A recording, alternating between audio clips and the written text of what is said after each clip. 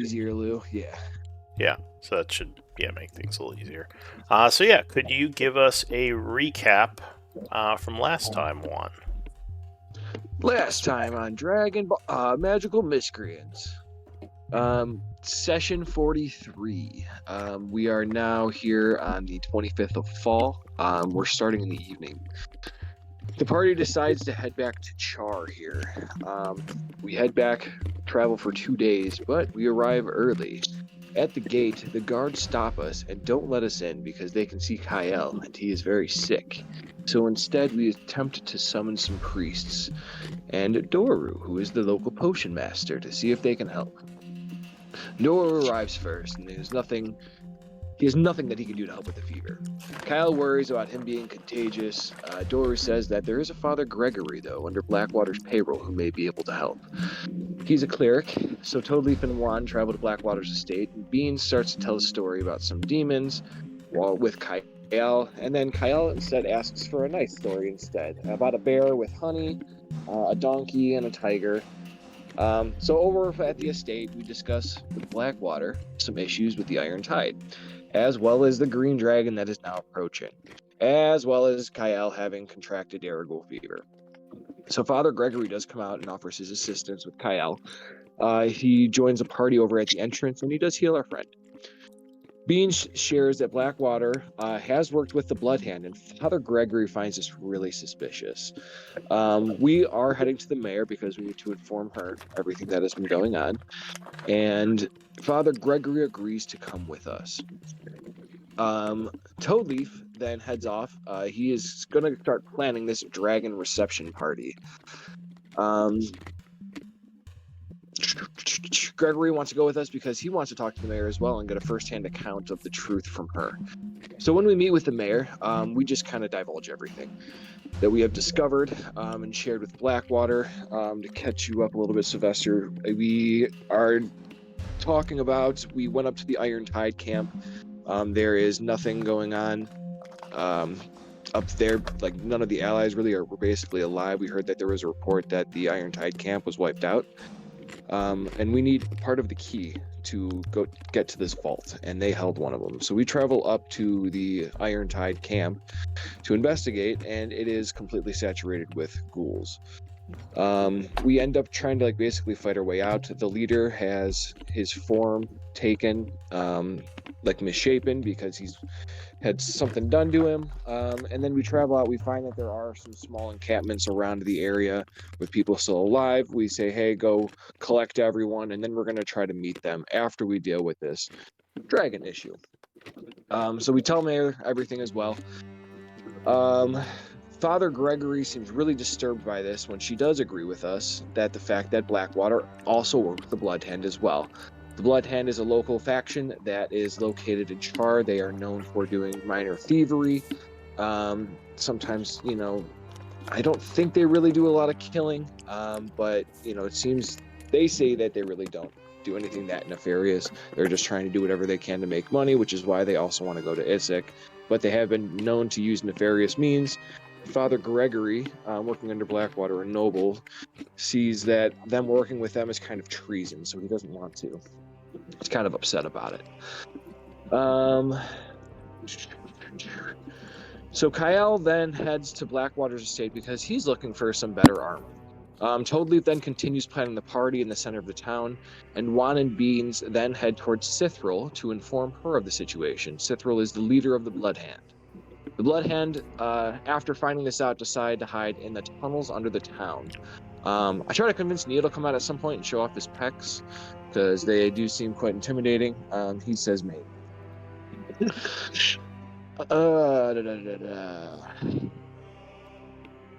Where are we at? Sorry, I lost my spot here. So as Kyle is entering Blackwater's estate, he also sees that Father Gregory's there, and he's arguing, and he's upset with Blackwater that he's been working with the Blood Hand. He says after he finishes this mission, he is going to basically leave Blackwater's employ. He's going to help with the dragon because it's the right thing to do, but he cannot basically forgive him for working with him. Kyle follows after Gregory after they split up. He attempts him to join today, and get the Miscreants. Gregory's debating just leaving and not going to Issyk at all, but later thinks that he may join us instead. Over the next day, we continue preparing further, collecting herbs from Aleka, have Dora make some potions, and we start teaching the bards that we hired for this party the Blightmaster song that Juan had written for this dragon. We inform everyone who needs to know some downtime projects are done. People look to evacuate to the tunnels. There's not going to be a lot of people left in town. The mayor thinks it's better to kind of escort everyone out and only have the bare minimum. We do convince the party and the bards and everybody and the chefs to stay out during the event. They think it's well worth the money. We have to bribe them. Beans finds out that in the halls of Tarsus, the alchemy labs where the rune masters would craft a lot of potions. They were really well known. They had an alliance with priests and paladins that were used in the halls for worship.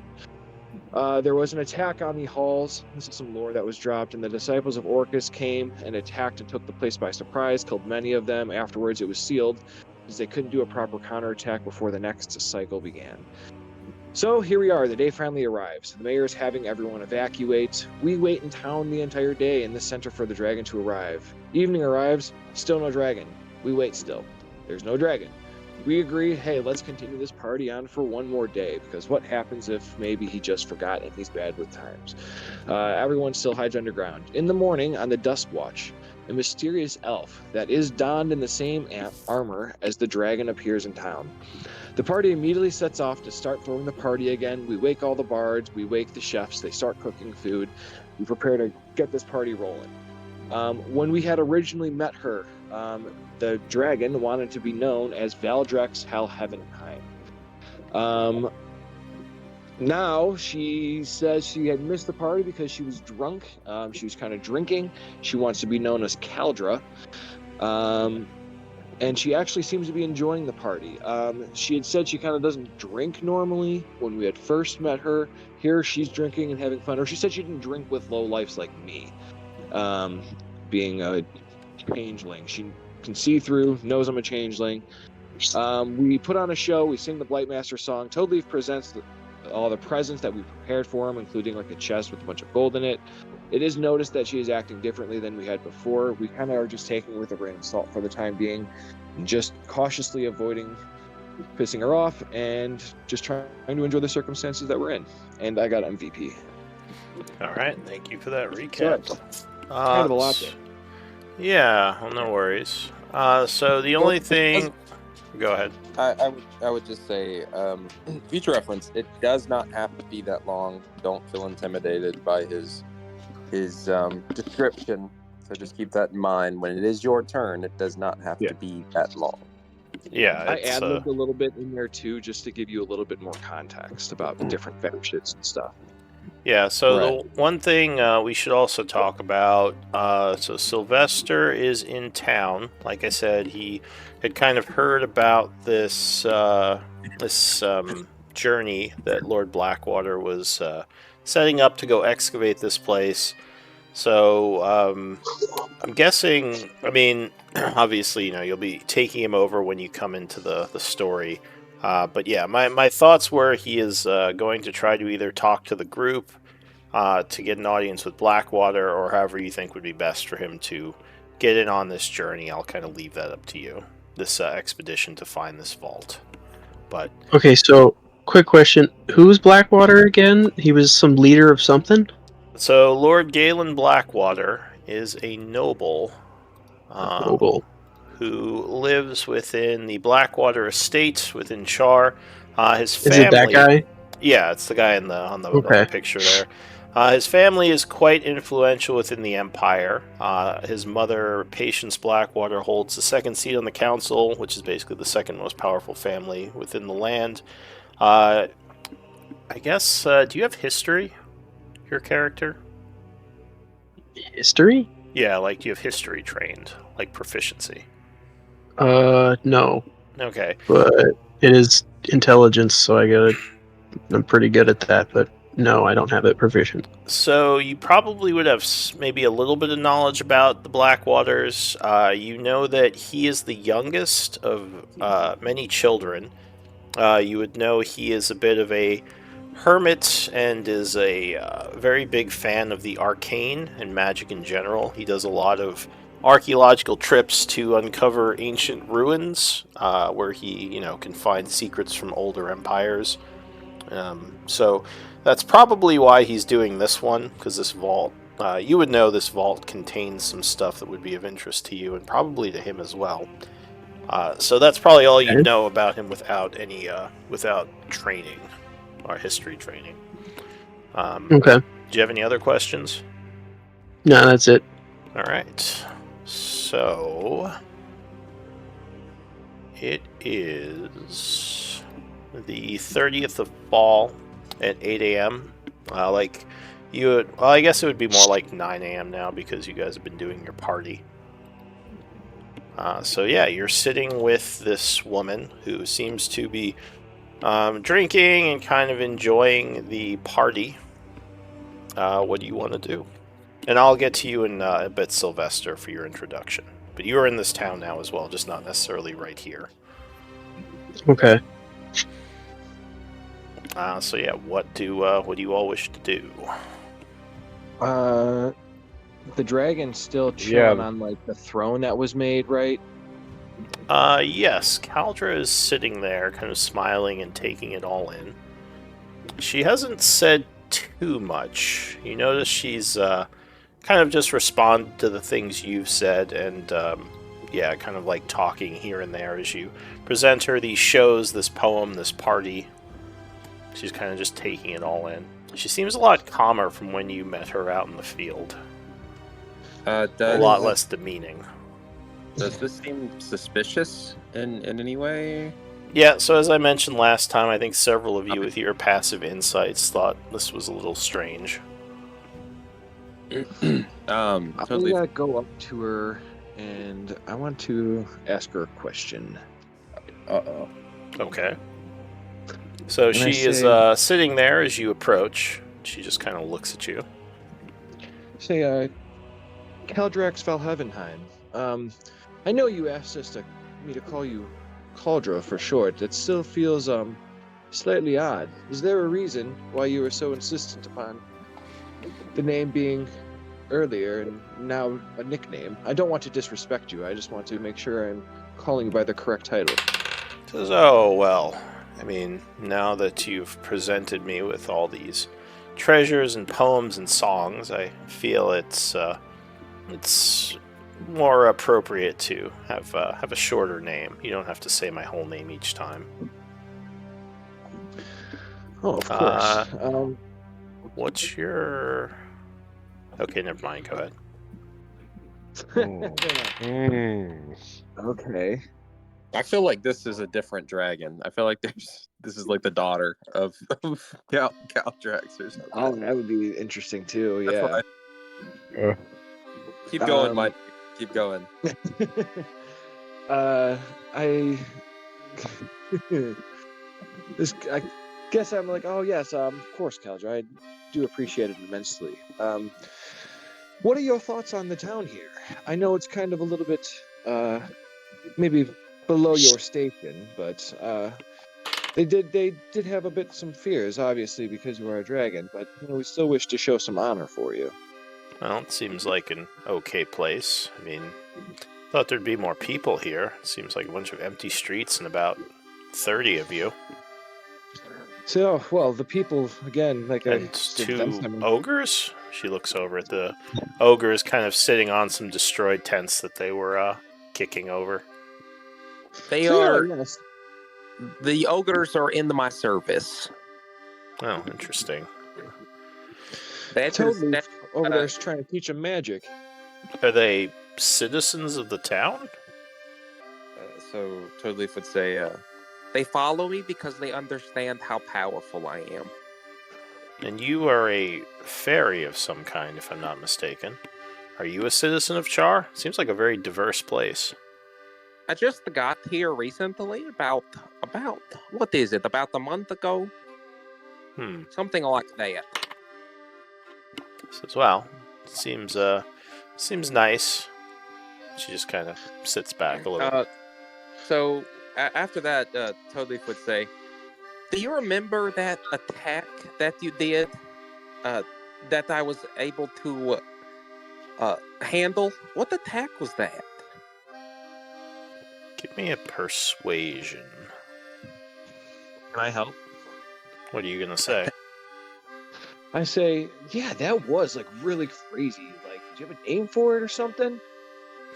She says, All right. Let's see. Persuasion. 26. She says, Oh, you mean, yes. Does it have a name? Well, obviously it was quite powerful. I mean, I think it's a bit silly if I named my attacks. So you just use them as needed. But what was that I got covered in? I couldn't quite place it. She kind of says, "You got covered in. I don't understand. What do you mean?" It was so Lou for it was acid, right? You asking me or her? No, I know what it asking you. was. Yeah. Okay, so hearing that, Toadleaf would get serious and say he would hold up. He would say, "Stop the festivities." Record scratch. And he looked serious. And he looked serious. She kind of arches an eyebrow at you. Arch and eyebrow was more like mimicking her. Like, yes, this is strange. Toadleaf says, "Who exactly are you? I do not believe you are the dragon that we met." She says, "What, you think I'm some other dragon who came here to hear your poetry and have your people do somersaults for me?" But you are acting different than when we had met you. She says, "Well, maybe you can answer something for me. How do you know me exactly besides the fields?" So then you are not. And at this point, she stands up, kind of putting her hand to her side where her sword is, and says, "Admit it, you are cultists following my father's evil will. This whole town is corrupt and should be purged." Wait, so Aldrix is your father? With that, she draws her sword. I say, please, no, there's no need. We did this so the people Hey, wouldn't Lou. die. Yes. Lou, am I able to ready something right now, like a Misty Step? You would have to wait till initiative is rolled. You can't ready actions shit. before that. Okay. Toadleaf Alright. would say, She hasn't become hostile yet, but she's certainly more aware of who's around her. Toadleaf at this point would say, "I promise you, even if you are the daughter of the dragon, you're no match for me." Oh my gosh. And I just say, no, Toadleaf. And I'm like, Keldra, apologies. She says, threw this "Very." party because your Go father- ahead. So we threw this party because your father was threatening to come here and destroy it unless we paid him homage. He demanded that I write him the song. The only reason we survived is because I agreed to share stories of his power and might. The reason you see no villagers here is because they are just as terrified. We are the small welcoming party because we were the only ones willing to try to put our lives on this to save the town and make a good impression so we don't all get murdered, because we cannot stand up to a dragon. As you can see, we are just weak mortals. Give me another persuasion. I'm going to say with disadvantage because Toadleaf was threatening her a little. Toadleaf, as soon as you say that, Toadleaf says, "I'm not the weak mortal. I'm not the weak." Well, I clicked it. It's running slow. I think it went right there, right? That's 26? the one I did. No, that was his old one. Mm. You might have to click it again. I clicked twice. Third time? Huzzah! There you There you go. 20. Well, 13 because of disadvantage. 20. Oh, because of your mastery thing. Yeah. So, yeah, she kind of looks at you, looks at Toadleaf. And she says, "So Do you want a cupcake?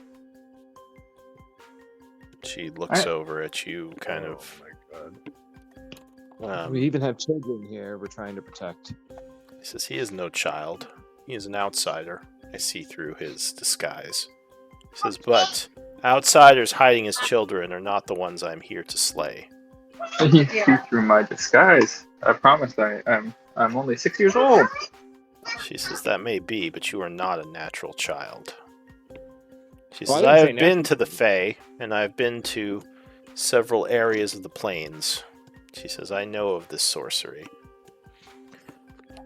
Look, if what you say is true, and you are not servants of my father, why is it that you invited him here to read him poetry and do somersaults for him?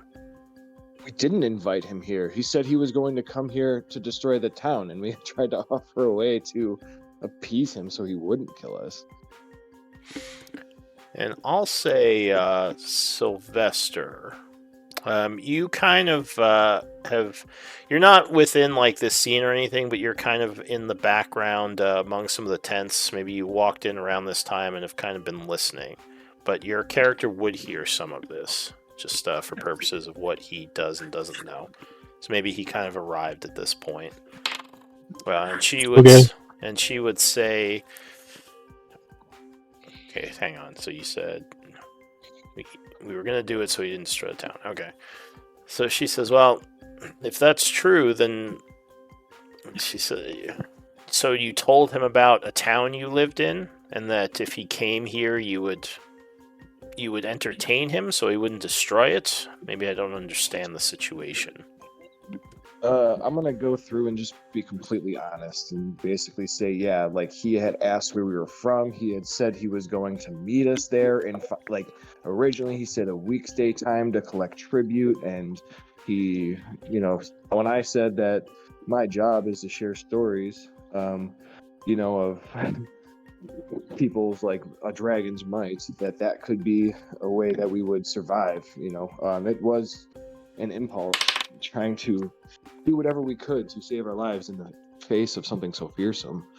All right.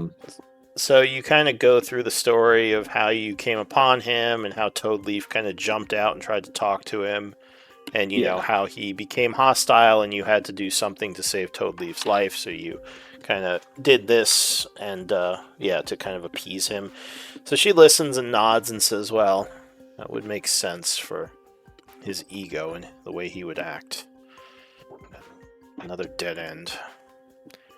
Well, I was hoping he would show up here, but apparently he hasn't. She says, I've been tracking my father for quite some time, but this seems just like another dead end. And do you need some assistance? You know how to kill your father? Toby, if you were going to say something, I did not mean to speak over you. I'm sorry. That is fine. All I was going to say is that is very unfortunate. Do you understand the amount of money that was put into this party? She says, no. Should I? It was quite a lot.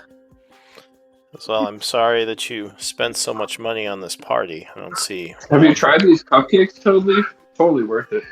Here, have one.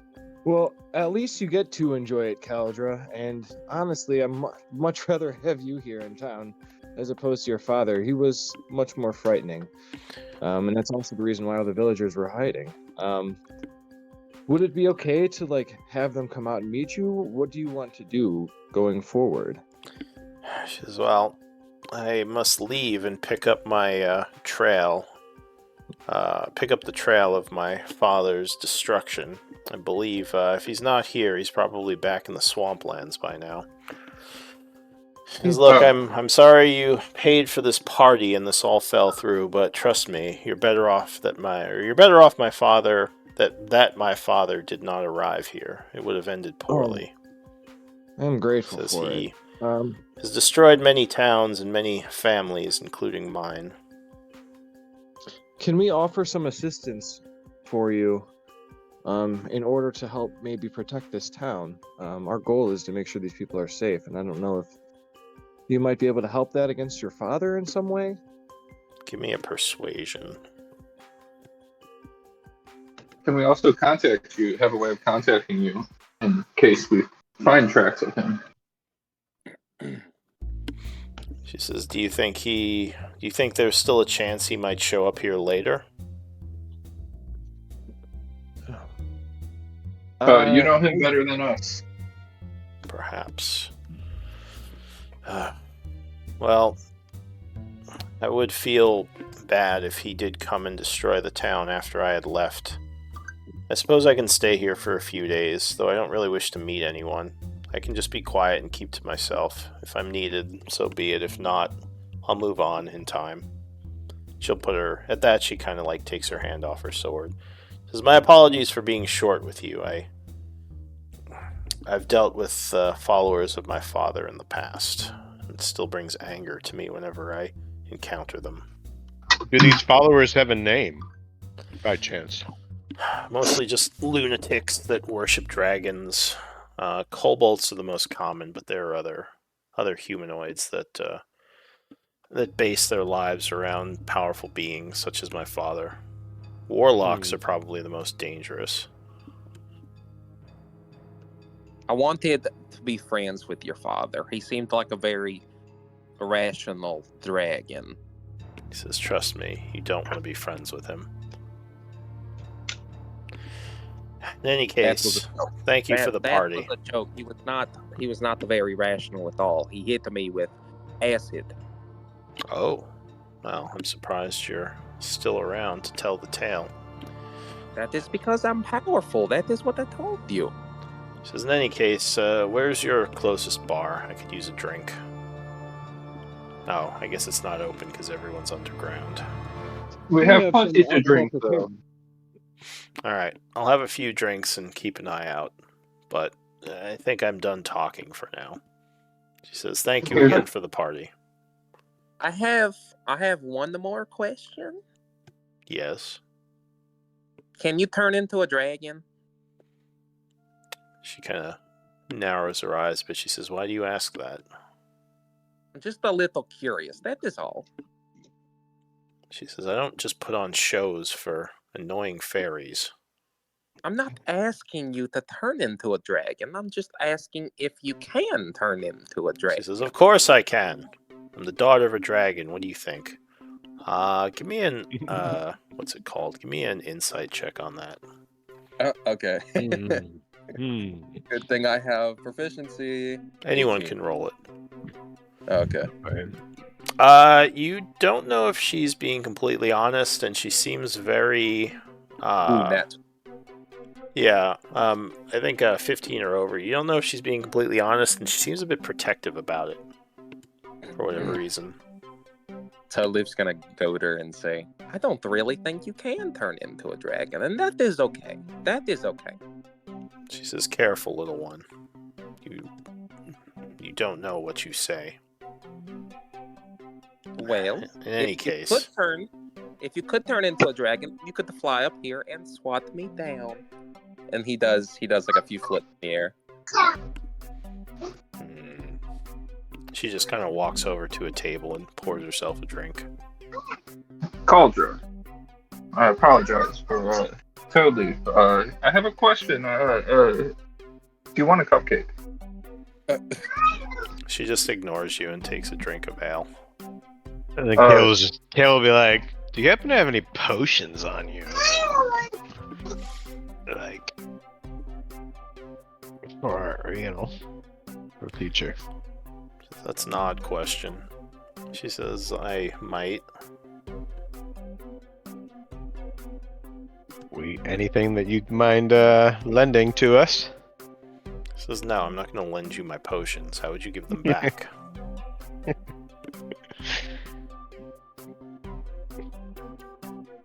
Alright, so she goes to drinking. What does everyone want to do? She's seems like she's done talking with you for now. Ooh, fuck. I wonder if she'd be interested in slaying undead. Ooh. Got friends. So at this point, Toadleaf's gonna assume the throne with the two ogres next to him and and have a mug of spicy water. All right. So you have a drink with your ogres. Yeah, I mean they have barrels, but yeah. They're probably already Yeah. drinking several barrels worth themselves. I guess Kale would be like, we do need to still help Orchard, and seems kind of dire to, of a situation to help him. What do you think we should do, friends? I do have one more question for you, Caldra. Would it be okay if I told the mayor and the people in positions of power your story so they know that they're not in any immediate danger? Just do what you think is best, but it's probably better if they don't know who I am. It'd probably just cause panic. Okay. If And you're- then one more question. If your people become hostile, I will defend myself. Oh, of course, of course. They were expecting, your father, but we can handle this. And I do have one more question. If obviously your father is a potential liability to all these people in this town, is there any way that we can help you? There's probably not. My father is extremely dangerous. I don't even know if I would be able to defeat him, but I owe it to my family and my town to try. What happened to your family? Says, Gods, you just talk all day? He says, let me have a beer in peace, please. Sorry, Calder, I will leave you be. Yeah, gonna go tell the mayor. Toad Leaf would he would shout to her, "The good stuff is at the bottom. Look at in the cabinet at the bottom." She will look down there and give you a thumbs up as she goes and grabs it. Perfect. Alright, so yeah, what do you all want to do? I I'm- guess I'm wondering why. Go ahead. I'm wondering why she is so careless about, leaving her tracks, but maybe could still ask her that. Like, does her father care that she's still seeking him? Do you want to walk up and talk to her? Sure. You've kind of been off to the side, Like after so... some time. Like after some time, maybe. Mm-hmm. Alright, so as you kind of... take the what? Yeah, sorry, go ahead. As you walk out of kind of a nearby, like, I guess, tent area where you were kind of listening from, you would see the group, which, I don't know if you said you don't have history, so I don't know if you would have heard of them. They're kind of local heroes. Well, we'll say maybe you have. You can probably tell who they are judging by their very unique appearances, as this is mostly a human town, and I don't think one of them is human. What would you look like to them? Sylvester, I mean. Oh, that was Vilklin talking. Oh, sorry. That was gonna be me asking. No, it's all good. Sorry, I completely I mixed up your voices. All right. So Vilkland, you said you're gonna go approach her after a little bit. Yeah. Okay. So yeah, she's kind of having a drink, looking kind of stoic and annoyed as you walk up. She just looks up at you. She says, "More questions?" No, I just wanted to come up and have a drink and see how have you been enjoying yourself. He says, "Well, the ale's here. Help yourself." She says, "It's been an interesting little party you all have thrown. I assume you're with those others over there, as you are one of the few people here who is actually armored and has weapons." That's right. I've been traveling with them, and we seek to just ensure the safety of this town. Since we see your father as such a large threat, how come you were so honest with us and careless about where you leave your tracks and all? She says, "I don't think I understand. Where I leave my tracks?" Yeah, like Yeah, like it seems that all the oh, okay. I guess our group is gonna know who was here. She was here. So You're if her saying, father am comes I back, worried about my father following me? right? He says he doesn't really consider me a threat. He doesn't consider many things a threat to him. It's a dragon hubris, she Makes says, sense. but also being things that fly around, dragons rarely use subtle ways of tracking, such as following footprints in the leaves or looking for signs of passage, like us mortals, or I should say you mortals, have to do. She says, so I'm not too worried about him following me.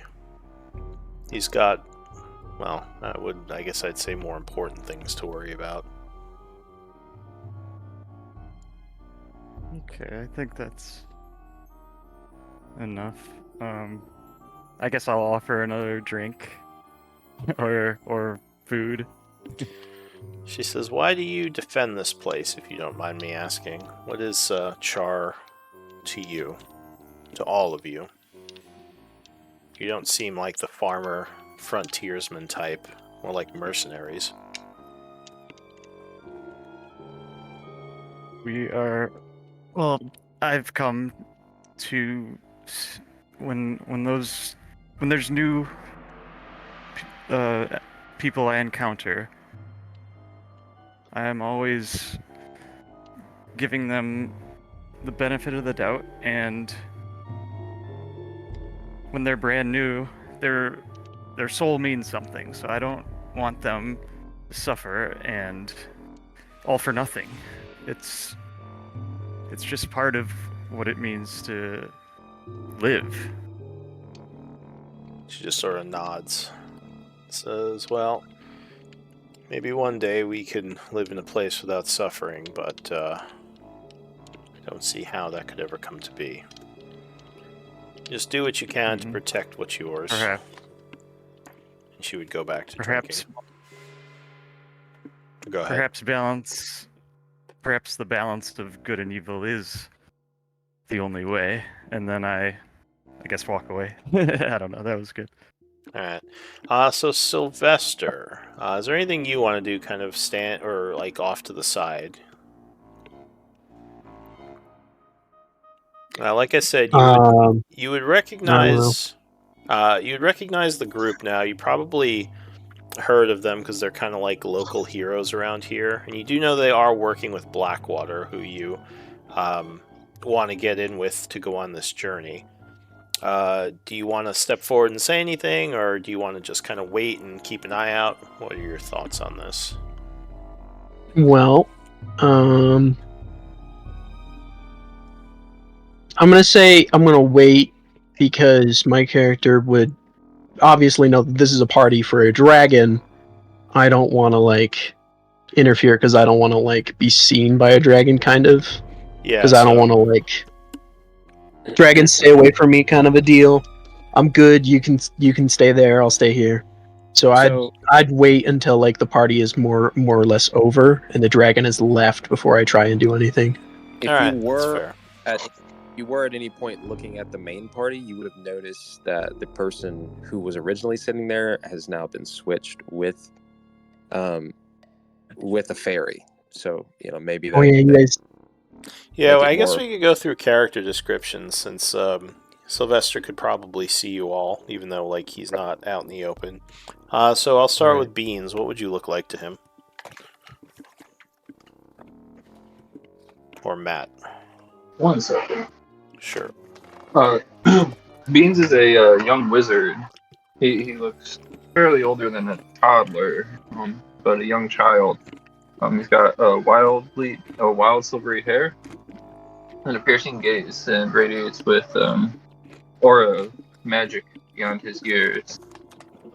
His small stature, though unassuming, hides a mind brimming with arcane knowledge.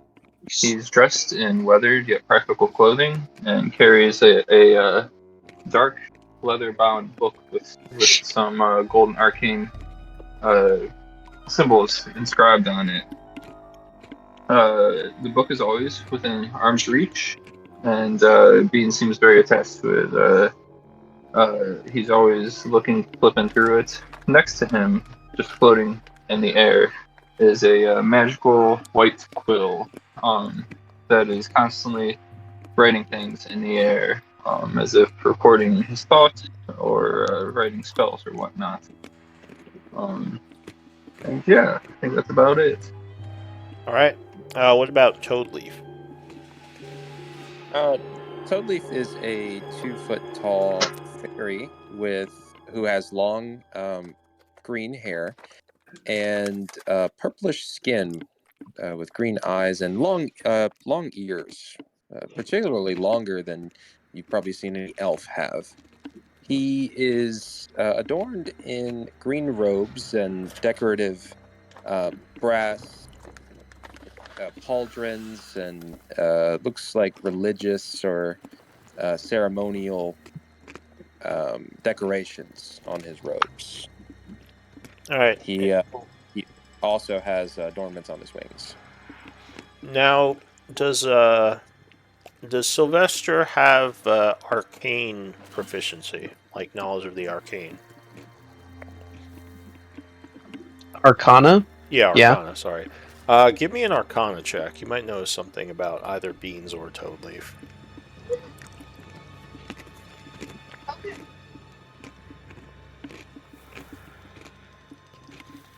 Oh. So you can definitely see a couple of symbols adorned on Toadleaf's armor, which look like Fey symbols to you, possibly denoting a position in maybe one of the Feywild houses. There are so many Feywild houses that it's hard to know exactly what the symbol is for. You just recognize the what's it called, the like artistry of it. And remind me, Beans, do you have symbols from where you were created on you? I do not, Okay. but he might have knowledge. Of the magical book I'm carrying. Oh, which book is that? Atlas of Endless Horizons. Okay, so yeah, you might recognize his book as being that's from the outer. Pretty rare. Yeah, that's from one of the planes, right? Or is that just a magical say, item? It's just a magical item, but I'd be fine saying it's from one of the planes. All right, so yeah, that I'm from. You would probably note that these guys have, or at least makes Toadleaf seem like he might not be from this world. What about Juan? What does Juan look like?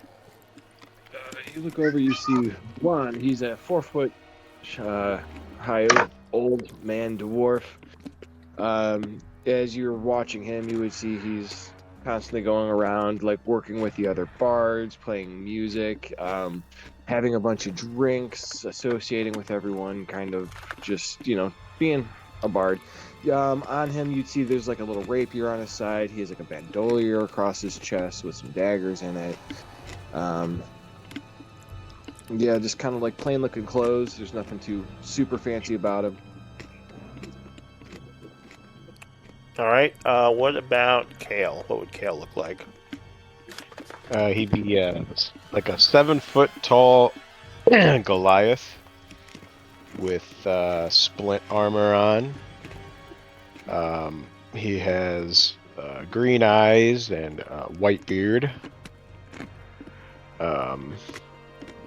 And he seems to be have like markings of a paladin. And Nice. He's carrying a shield and a warhammer that is green, kind of mossy covered, and that's about it. Do you have knowledge of religion? Religion? Yeah. Probably not. Okay. Yeah, no. So yeah, he has a bunch of symbols on his armor, but you're not sure what any of it means. What about Vilkins? So, Vilkins is basically a young human dark hair and slightly disheveled, but a rogue with a quiver, light leather armor. Quiet, likes to not stand out.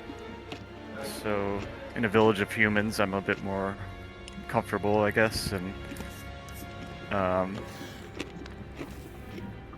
if there's hidden spots and dark shadows, I'll, tend to hide in there, depending on the situation. Nice. Yeah, that's about it. All right. So yeah, you kind of view all these people kind of off to the side, not yet making your presence known, as you said. Probably a little nervous about this Cauldra, if she is some sort of dragon. You know, big creatures can be very dangerous, so you might be a little bit reserved. All right. So time is passing. So you said you went and got all the people from underground and told them it was safe. I would have just gone and told like the mayor that Haldrex Valhevenheim didn't show.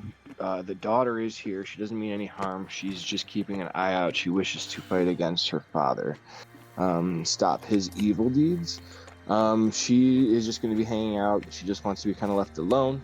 She doesn't want to cause a scene. Doesn't, obviously she's going to defend herself if something happens.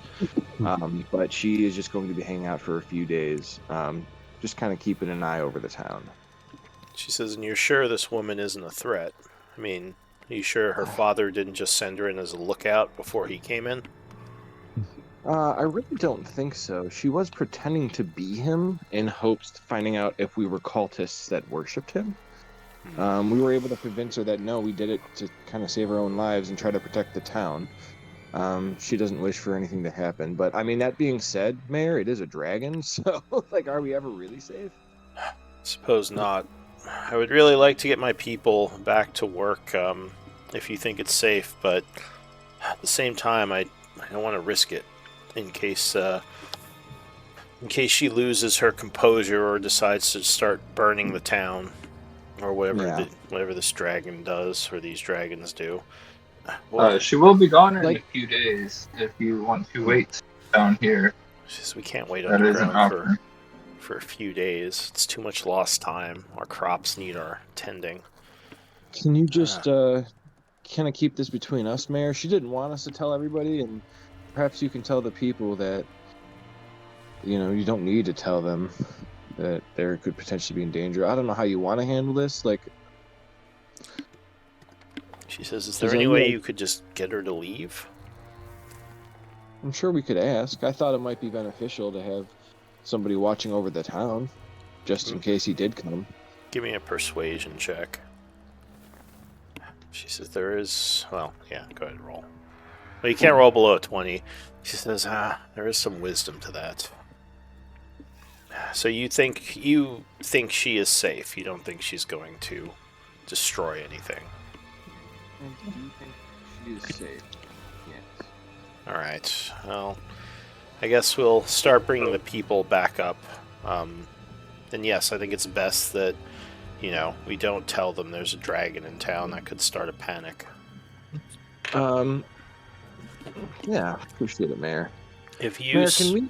Go ahead. Can we also go get some armor from the barracks?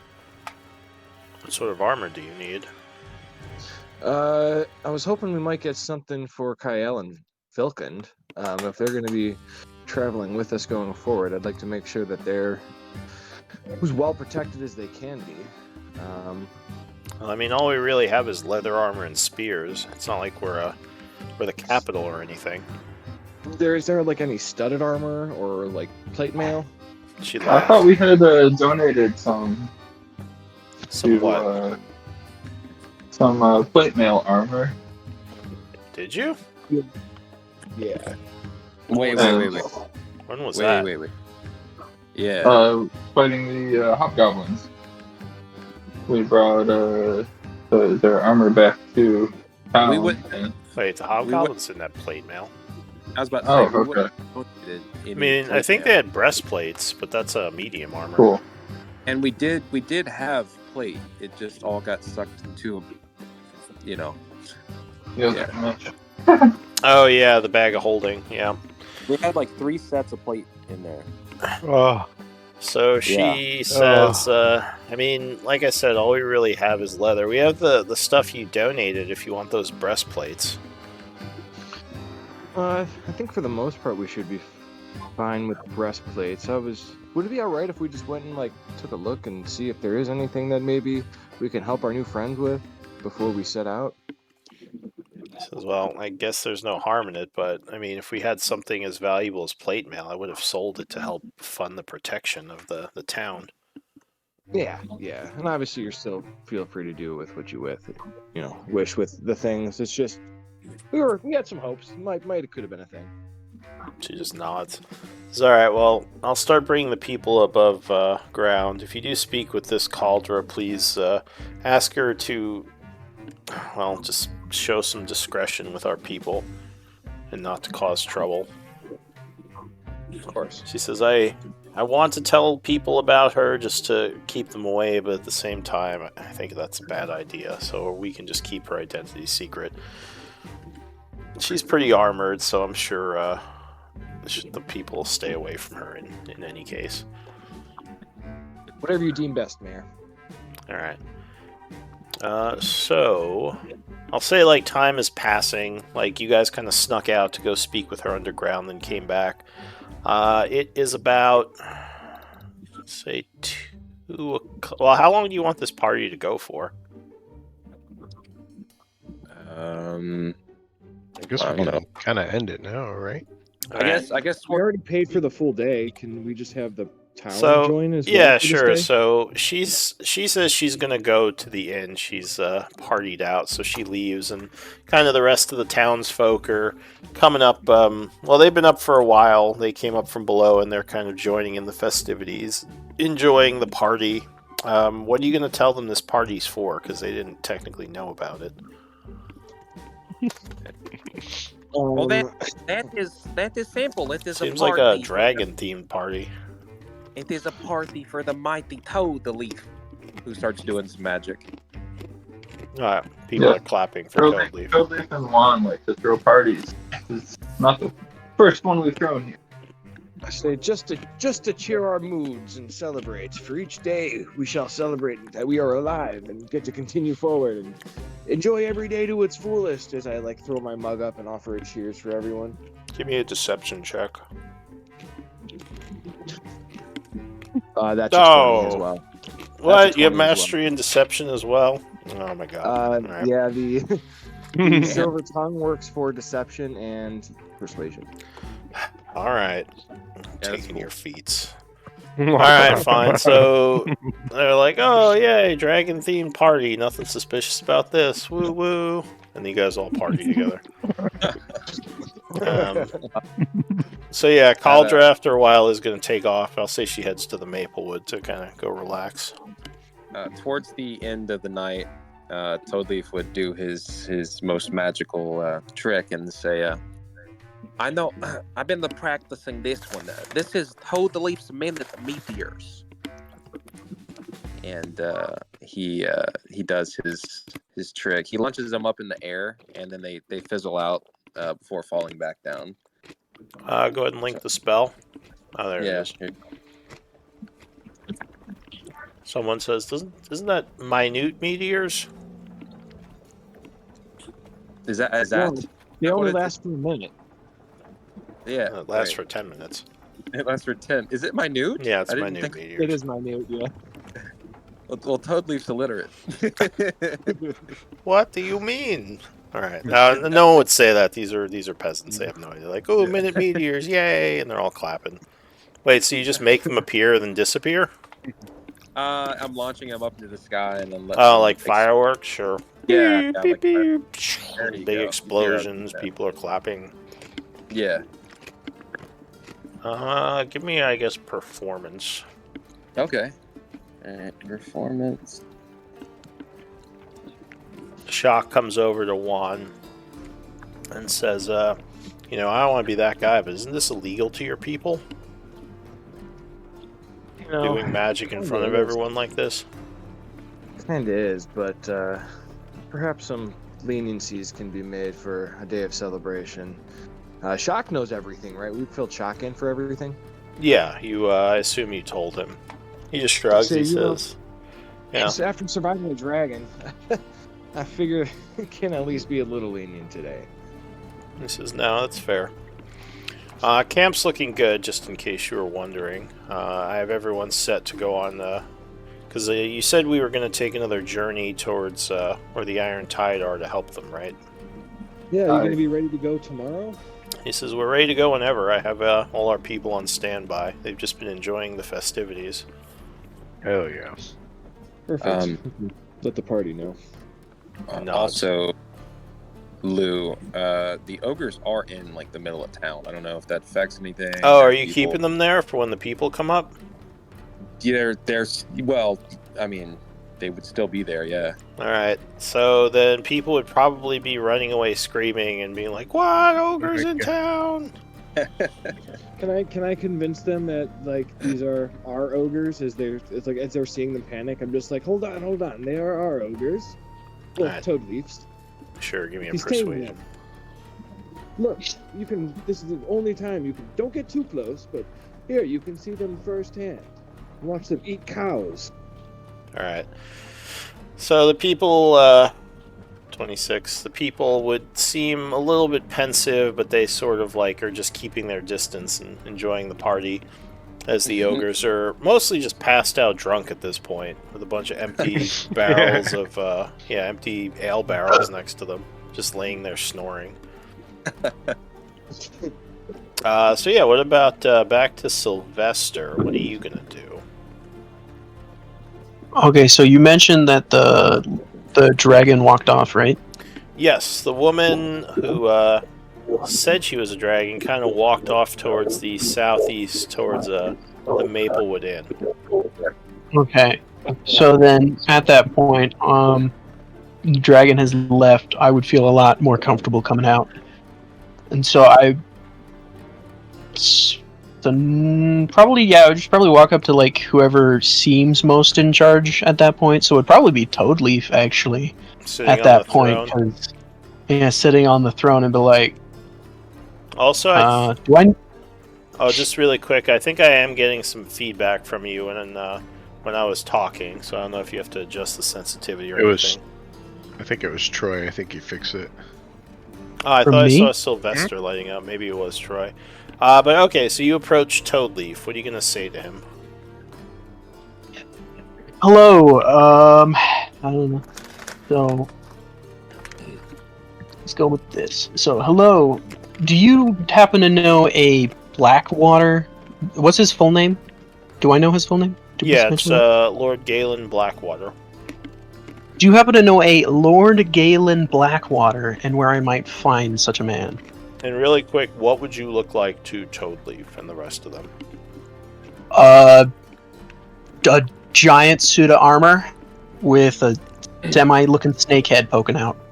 Oh. Toadleaf, do you have Arcana? Yeah.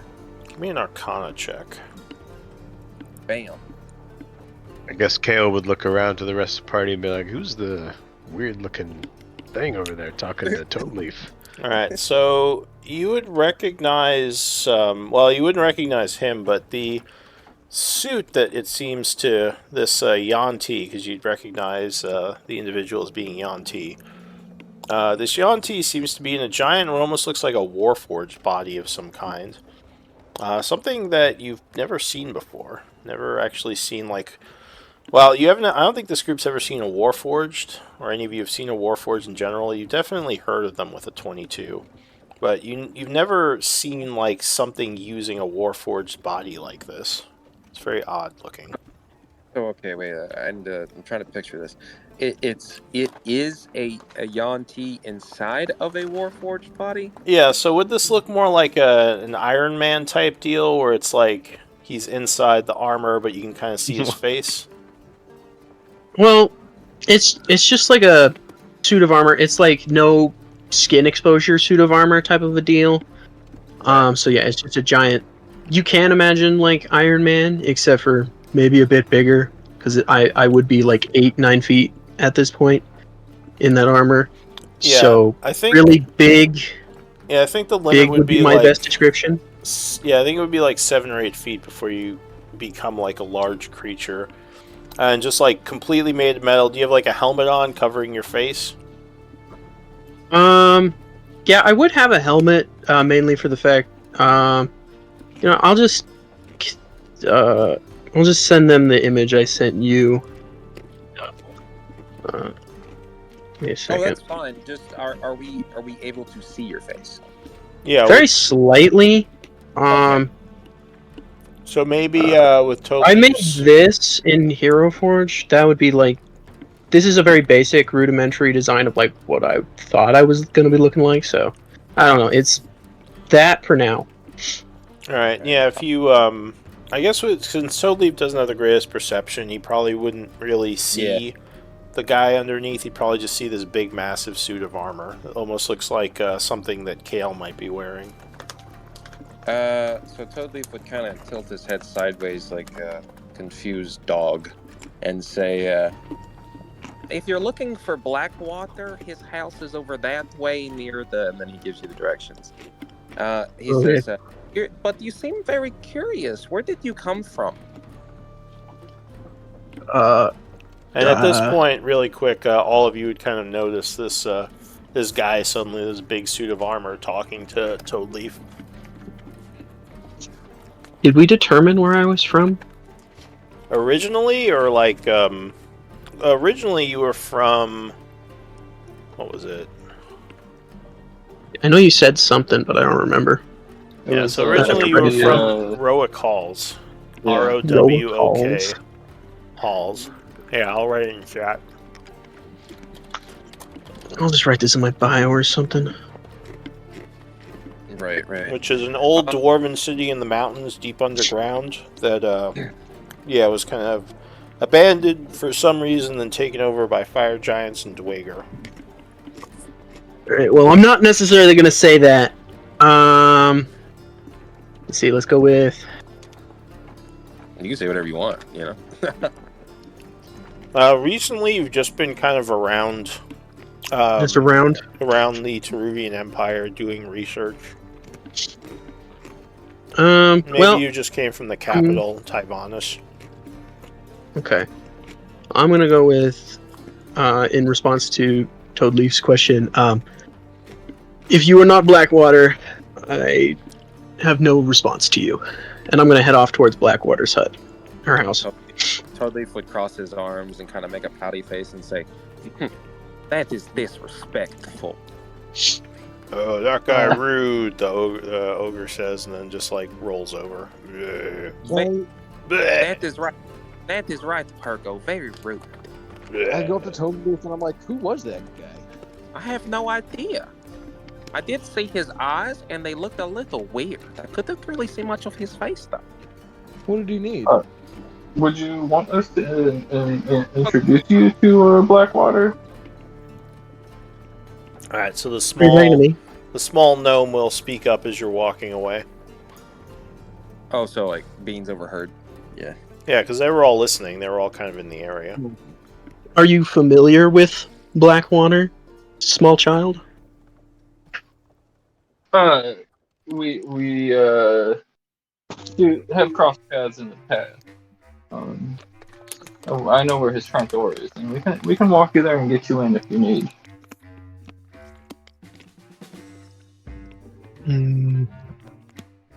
Oh no, Blackwater.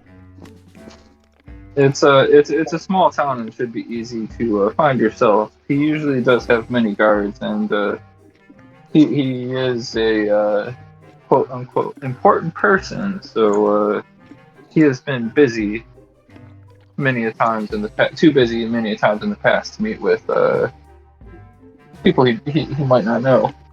It is really hard to miss his house. Just look for the big house that has had its windows licked by a fairy. Yes. Yeah. What are you looking for Blackwater for, friend?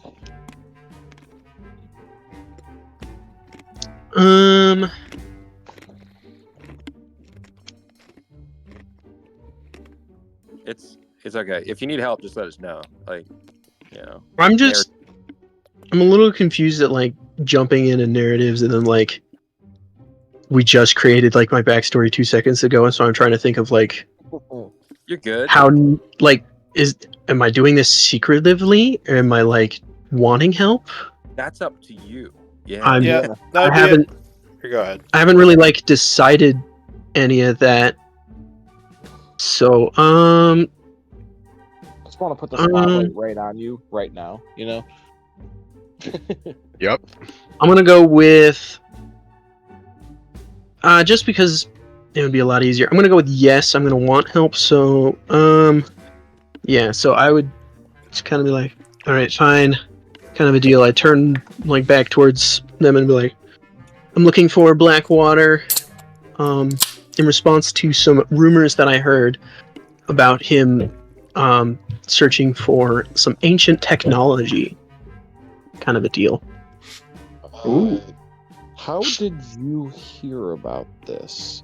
Because we're actually working with him for this, and I it's have not no supposed idea. to be super well known. That is crazy. The DM just told you like that. Yeah. Sorry. I don't know. So I don't know how to know this. I guess if you guys want, you can make Arcana checks, because when he says that, you might know something. I know everything. Well, You do. yeah, I mean, I guess you would know about his, like I said, his warforged body, like I had kind of said before.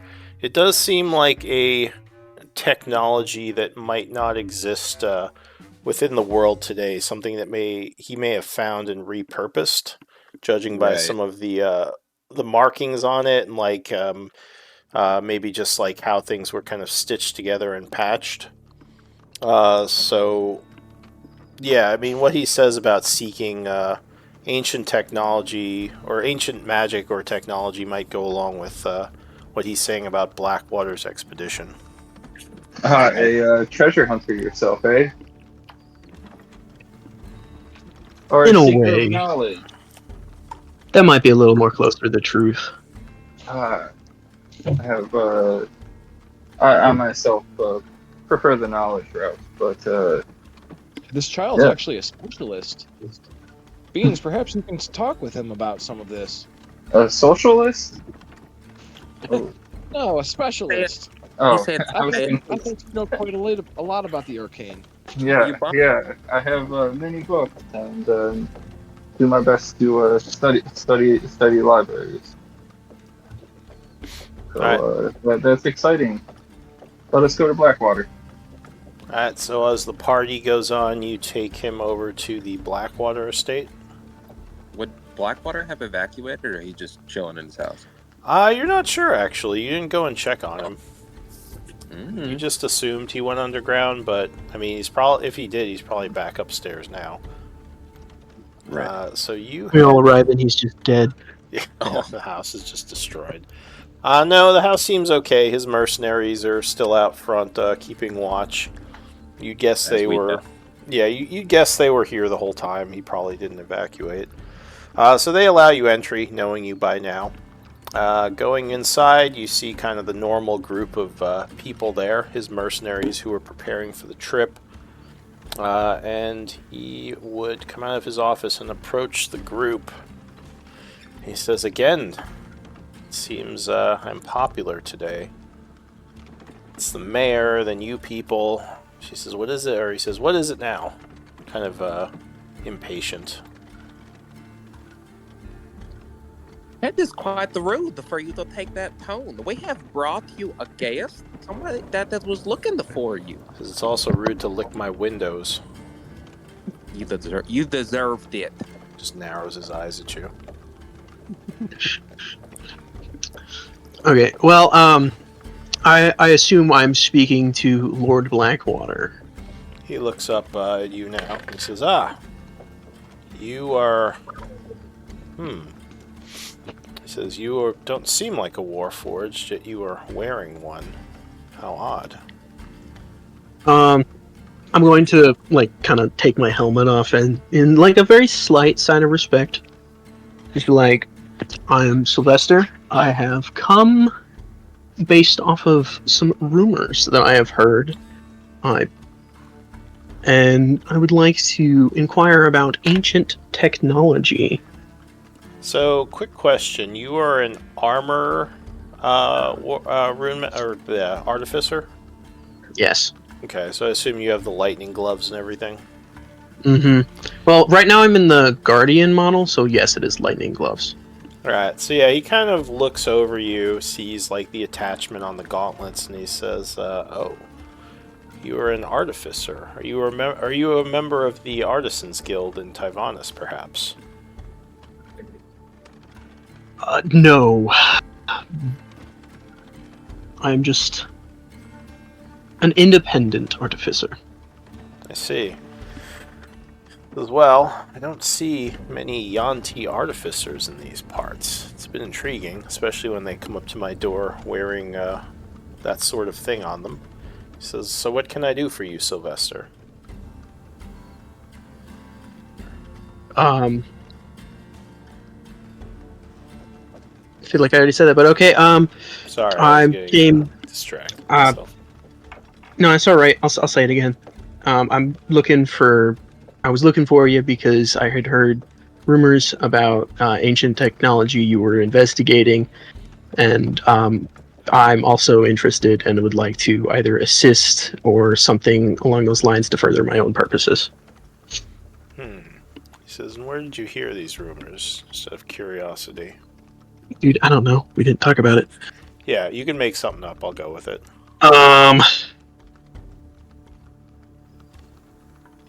How long has he been like investigating stuff like this? So is it more like a recent rumor? Is it like a long-running rumor? He's just a guy who's been doing this for a while, or Who, Blackwater? yeah. Is Oh, he just only recently getting into like technology, or what? He's been, from what you heard, he has been going on these expeditions for many, many years. He's Many done years. several, yeah, like to the point where he's kind of, I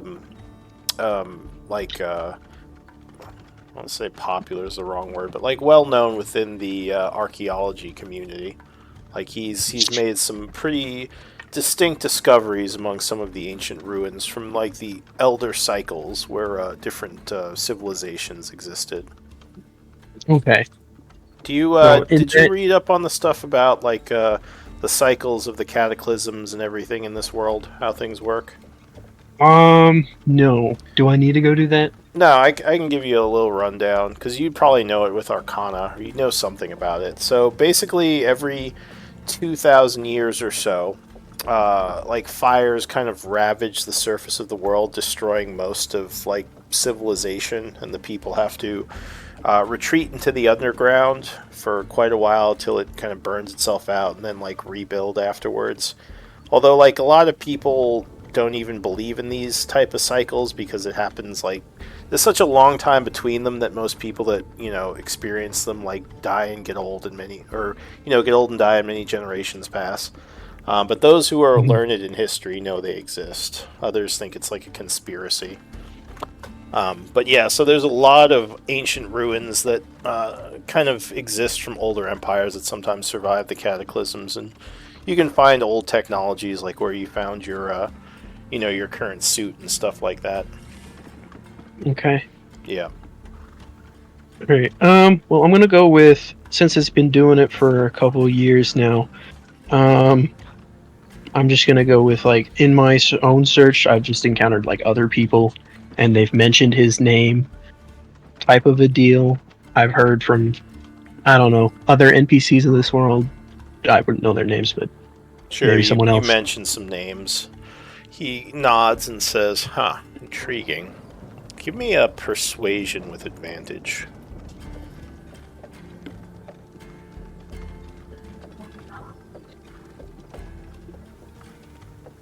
Oh, this is not gonna end well. Oh, 18. He says, "Well, okay. it's always good to meet a fellow enjoyer of history and the arcane." He says, "And if you are in any way proficient with the armaments you're wearing, you might come in handy." He says, "What are your demands for coming on this expedition? What sort of pay do you expect?" Not necessarily like gold or anything, but I'm looking for ways to improve my own understanding of ancient tech, such as like my own armor, making it better for myself and other future endeavors. Says, oh, it's rare that I meet someone that doesn't want gold for everything. Says, well, that's certainly more honorable reasoning than I'm used to. He says, and what, or go ahead. What's that supposed to mean? He just Blackwater? looks back at you, then kind of ignores you and says, so what other skills do you have besides these armors and weaponry you bring to the table? Well, I'm very proficient in like Arcana and stuff. I'm pretty good with magic items. I can create them pretty well. Says, Stuff like that. Well, that would certainly be useful. He says, I don't really have any artificers as part of my digging party right now. Have them join us. He says, Blackwater. I am speaking to my new friend here. Would you just wait a moment? Ignore them. He says, look, you seem to have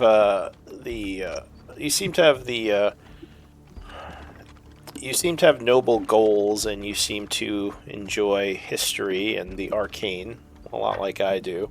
He says, maybe I could use some help in my investigation and research of this, and especially if you're not asking for gold. He says, I don't really get that request often, so certainly. Why don't you, for now, join our friends here? Seems like you've met them already. They're kind of my, I guess, what would be the word? Like, scouting Honorable. Party. Huh? Honorable. That's the word you're looking for. It says, yes, Party. honorable. Honorable magical miscreants here. They've been doing some of the legwork for the expedition. They can get you acquainted with what we're doing and help get you situated. Then once the expedition begins, you are welcome to join us for the march to Issyk, where our treasure awaits. Sounds agreeable. Excellent. And if you need any books or to use my libraries, you are welcome to. Just speak with the head librarian, and he will get you set up with researchers or any other materials you need. He says, welcome to my group, Sylvester. He goes to shake your hand. Can I shake it? Shake it with your big armored hand. He gives you a respectful nod. And he says, anything else from you all? And he kind of looks back past you to the rest of the group. Do you want a cupcake? He says, no, I don't want a cupcake. I want to get back to work. He says, if that's all, I have a lot to do. Dress. Totally. What did you have to say? Would raise his hand and say, wait a second, in your library, do you have books that could teach you about the arcane? He says, oh, I think I do have a lot of those. Could I borrow a few, He pretty says, no, please? you licked my windows, and he walks away.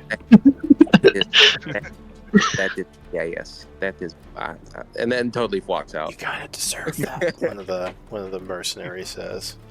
What does he say? You kind of deserve that. You do keep licking his windows.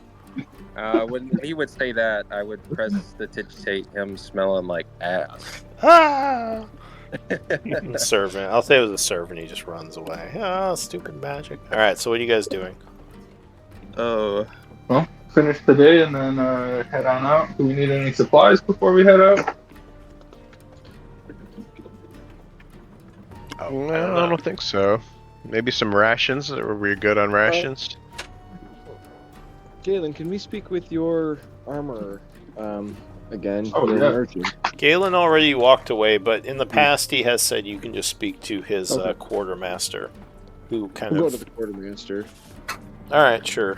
And so I guess do you tell Sylvester anything about where you're planning to go? No. Oh, yeah. Not just yet. Oh, yeah, not yet. Yeah. Once we leave Blackwater. Okay. Once we get out of here, once we get out of Blackwater's estate, probably like the night of, we can fill them in. All right. So you can pretty much buy most things from the quartermaster at book price. What were you looking on getting? Troy, what's your current armor? Mine? Yeah. Light Vilkened? leather armor. I asked Just the regular. quartermaster if he has studded leather. He says, yeah, I have light, medium, and heavy armors. I think the only thing I don't have right now is plate armor. Okay. How much for the studded? What's book price? So if you were gonna ask to buy studded, Tudleaf would say, he'd whisper to you, "I have a set the back at the camp if you want it." Oh. Well, never mind, quartermaster. It seems like we have it already. Do you happen to have any potions, though? Healing potions, perhaps? He says, My I friend think Kyle here loves them. He says, I'm pretty sure I sold you our extras. At this point, we just have what we need for the trip. He says they taste like strawberries. I think it's an addiction Kyle has. Says, well, I mean, if you want, you can go check with the potions master in town. Good old, what's his name? Oh, we love Doru. Doru. Oh yeah, he says Doru might have a few. That's where we bought most we of already ours from. used them. I'm Well- good for now. Thanks, quartermaster. Says good day to you all. I guess we'll leave. All right. Collect the ogres and get them out of town. Yeah. Alright, so the ogres are pretty drunk, but after some coaxing, you manage to get them to go back to their forest. Much to the collective sigh of relief of the rest of the town. And before we go, I'm going to stop at tell the group I want to stop at the Maplewood Inn just to check in with Caldra before we leave. Alright, so is everyone going, or just you going to the... I left it up to them. They can decide. I'll go with him. Alright. Tudleaf's plating burning Blackwater's house down. Oh, jeez. Alright. Well, if you wanted to go, you can say you went with him. But yeah, you would find Caldra kind of sitting at the bar, drinking with, well, basically by herself. People are kind of not really weary, but maybe a little bit nervous around her because of her large sword and heavy plate armor. She kind of seems like she likes it that way, as she just kind of drinks and kind of keeps an eye out. What do you want to do? I go up and sit next to her, and I say, "Bartender, one more for my friend here, please." While he "Oh, walks it's you away, again."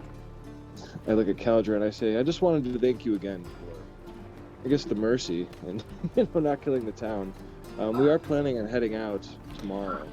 She takes. I know you, Go ahead. so I know you didn't want me to say anything. We didn't tell the people, but we did tell the mayor. She says, like, you're totally fine. Just kind of, don't cause a ruckus, and people should leave you alone. But just wanted to fill you in before we do take off and let you know everything. Sylvester, did you go with them to the Maplewood? I don't see why I wouldn't. So yeah. Okay. So she kind of... Go ahead. Well, my thought process was that Blackwater was like, these people were going to help me out.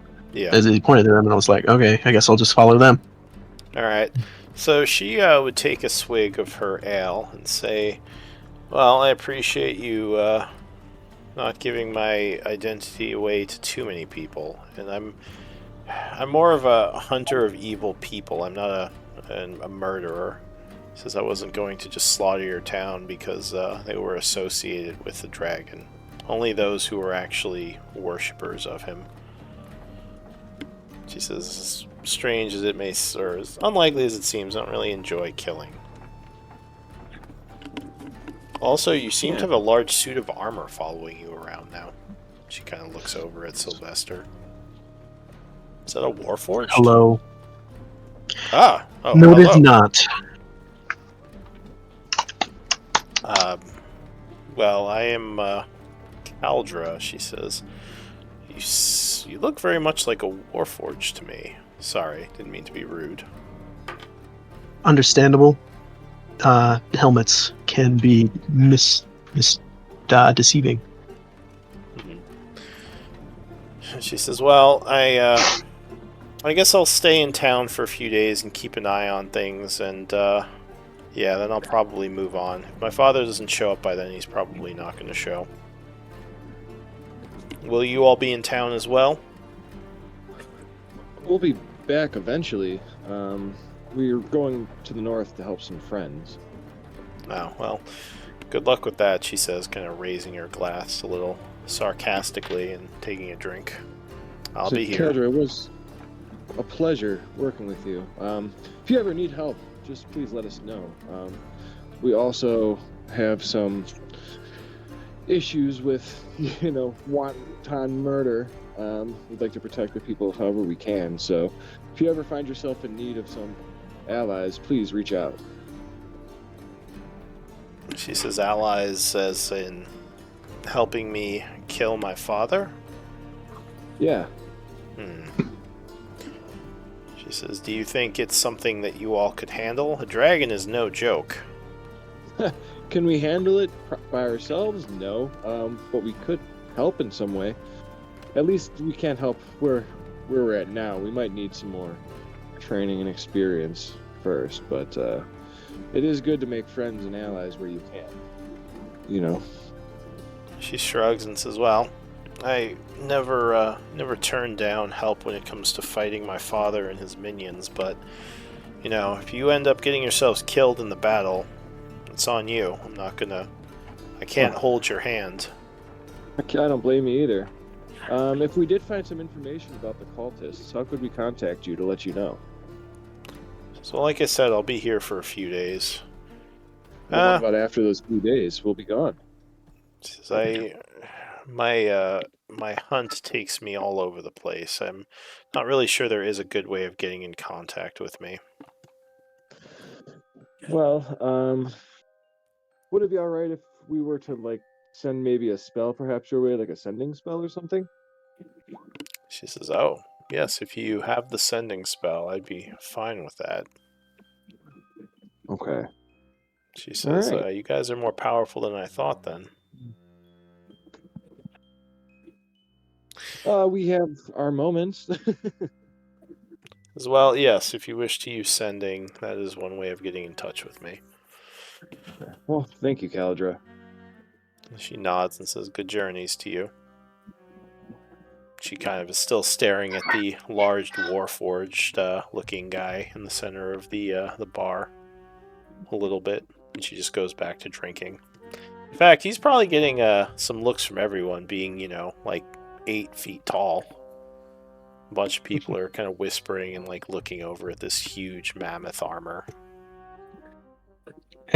Are there just normal sized people here mostly?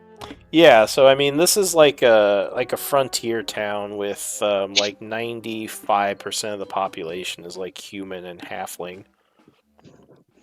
Oh, Kale was the Goliath, right? Isn't he 7 feet? Yes, Kale is definitely also gets some stares, although the people are more used to him now. And I think your character is a little wider. So maybe they're just not fully used to you yet. Okay. Being a little bit bigger.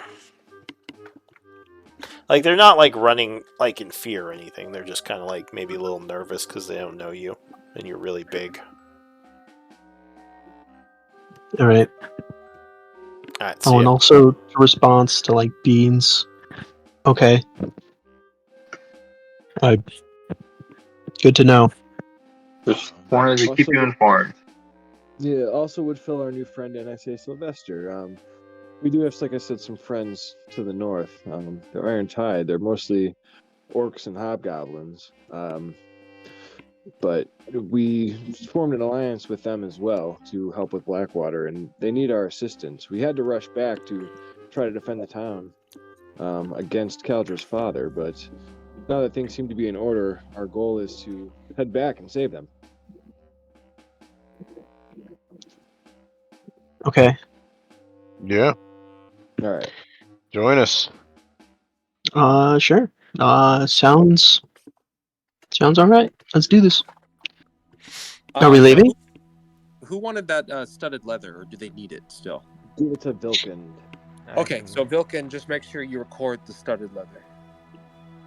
Okay, and that came from your inventory? You just had studs or something? Okay. But I had Thanks. studded leather. So if you go to the compendium, like the books, and you search studded leather, you can just drag it onto your character sheet. Yeah. Alright, so the caravan shocks people are kind of waiting in the middle of town. He would welcome you all. He says, we ready to go then? Let's I do think it. so. Yeah, so you would see, I guess for Sylvester being kind of new, you would see probably a group of about 30 people. Looks like some guards and laborers kind of with a bunch of wagons and some animals like pulling the, I guess, group's things around as they get ready to travel. There's also a couple of other people there, which I should probably show. So one of the people who seem to be leading the caravan is an older individual, kind of looks like he has some graying in his hair, probably in his late 40s, maybe early 50s, somewhat muscular, but yeah, also like maybe some kind of retired soldier. There is a woman marked with a bunch of holy symbols of Palor, god of the sun, who is there too, kind of speaking with this guy. And looks like a dark elf. A kind of mysterious woman. Lots of blades on her side, just kind of keeping to herself, maybe near one of the carriages. Seeming a little bit uncomfortable in the sun. I thought IR was working with the Iron Tide to be a scout. Oh, did you send her there? Alright, let me mark her as on that job. Alright, so never mind about the drow. She would not be with the group currently. Right then. But the other two are there. Alright, so the group is getting ready to travel. Anything else you want to do before leaving town? I'm just gonna summon that once a day steed, by the way. So I'll just have that on me already. You casting, go ahead and link the spell. You have that until it's like not a. You have that until it dies next. So once you have it, you have it. Yeah, it died that one battle, so I haven't. I don't think he casted it resummoned since. it. Gotcha. That's about it. That's all I had for Faithful Steed. Do you have the Find Steed spell you can link? Once without expending a spell slot, and you regain the ability. Yeah, so this one is just kind of like 2024. You get it once per day on a long rest. Yeah, that's fine. Can you I don't have link, to expend a. Can you link the right spell? here. I mean, like the description of the spell. That's all it was. No, it's the Find okay, Steed okay, spell. okay. Yeah, the actual spell. Yes, sorry. No worries. Just wanted to get an idea of this. Okay. All right. So yeah, you would see the other large individual kind of do a bit of a chant as a horse kind of appears from nowhere. A very large horse, kind of fitting with his size. Horse, and his name is Horse. His name is Horse. His name is Horse. That's hilarious. It's the horse. All right. So the group is traveling. By now, you pretty much know the route, but as just kind of as usual, I'll take up to 2 survival checks from the group. That's you, Vilkland. Yeah, give me and I'll take the highest roll of those 2. So up to 2 of you can roll survival as the kind of leaders of the expedition. I should probably not roll. Mine's not very good. Uh-oh. Vilkend not roll so well. Yeah. Anyone else? You Who else? rolled? I didn't even see it. He Yeah, whispered here, into I'll- me. What You is got it, survival? you have your thing set to whisper. You rolled an 8. Survival or stealth? Wait, It would be survival. I'd also take a knowledge nature if you want to use that. but only 2 rolls from the group.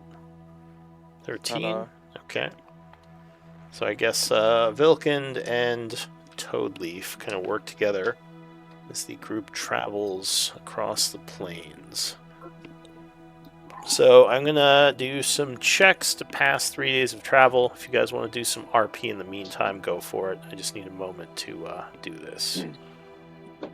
Toadleaf would ask Sylvester a whole bunch of questions, just trying to figure out, a little bit about you.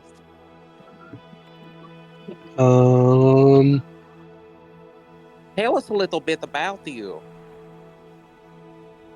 My name is Sylvester. I am interested in arcane tech, ancient arcane tech. That's all I'm willing to share at the moment. Oh. I understand the need for secrets. Do you enjoy alcohol? I have occasionally drank. I am not one to deeply drink, but I have occasionally. Well, I hope you forgive me for my ways then, but if you're ever looking for some good booze, all you need to do is come ask. I always got some. I have infinite booze, practically. Wait, what? I have an alchemy jug. Oh my gosh. Wait, you can make booze? Yeah. Oh my gosh. Infinite spicy water. I'm thirsty. We made the right choice inviting this guy, friend. Yeah. That is a very dangerous power to have. I can make how much beer? I can make 4 gallons of beer per day. Yes. And I can... Hold on, let me read this. That is amazing.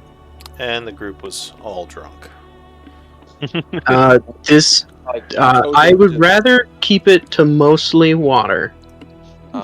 Because I can only pour 1 type of liquid a day. I'll just have one. Or no, wait, hold on.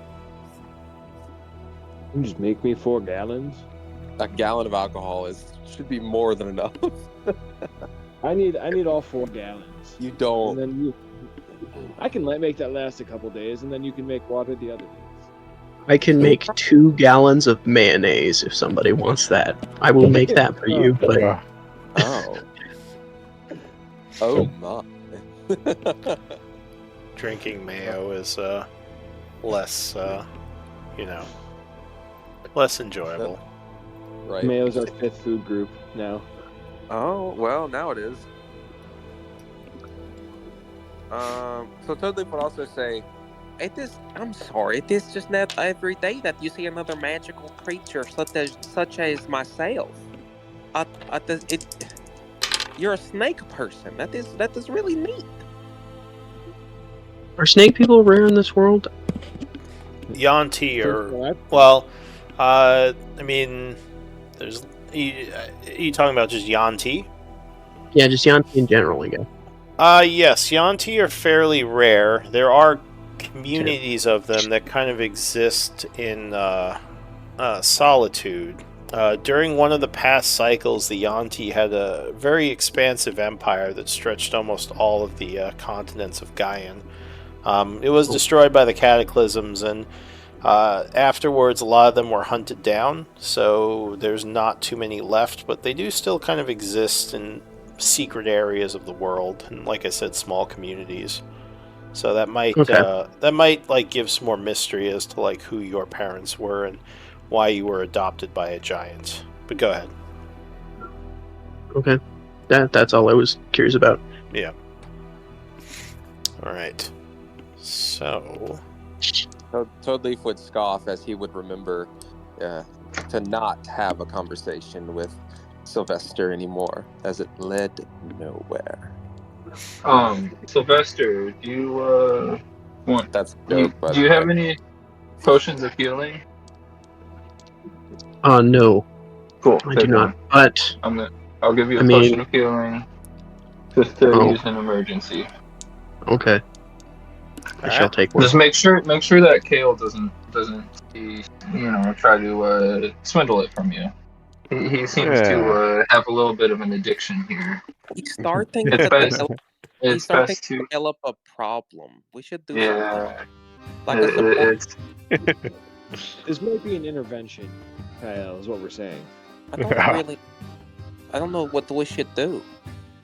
Friends. It's tasty. You should taste. Try one. That I don't like drinking cough medicine. it can't be It's like good for you NyQuil. constantly. Do you have stomach problems with how many that you have drank? Oh, no. It's always making me feel great. Especially when I mix it with some beer. Okay, now that actually sounds like a neat combo. Some kind of Some red drink, alcoholic some- potion, yeah. Yeah. Well, a lot of potions are, because like potions use different bases, and some are just like alcohol mixed with some alchemy stuff. So Yeah, so it's like putting a shot in yeah. with your beer. So He's doing Well, I can healing produce bomb. one type of Yeah. liquid per day.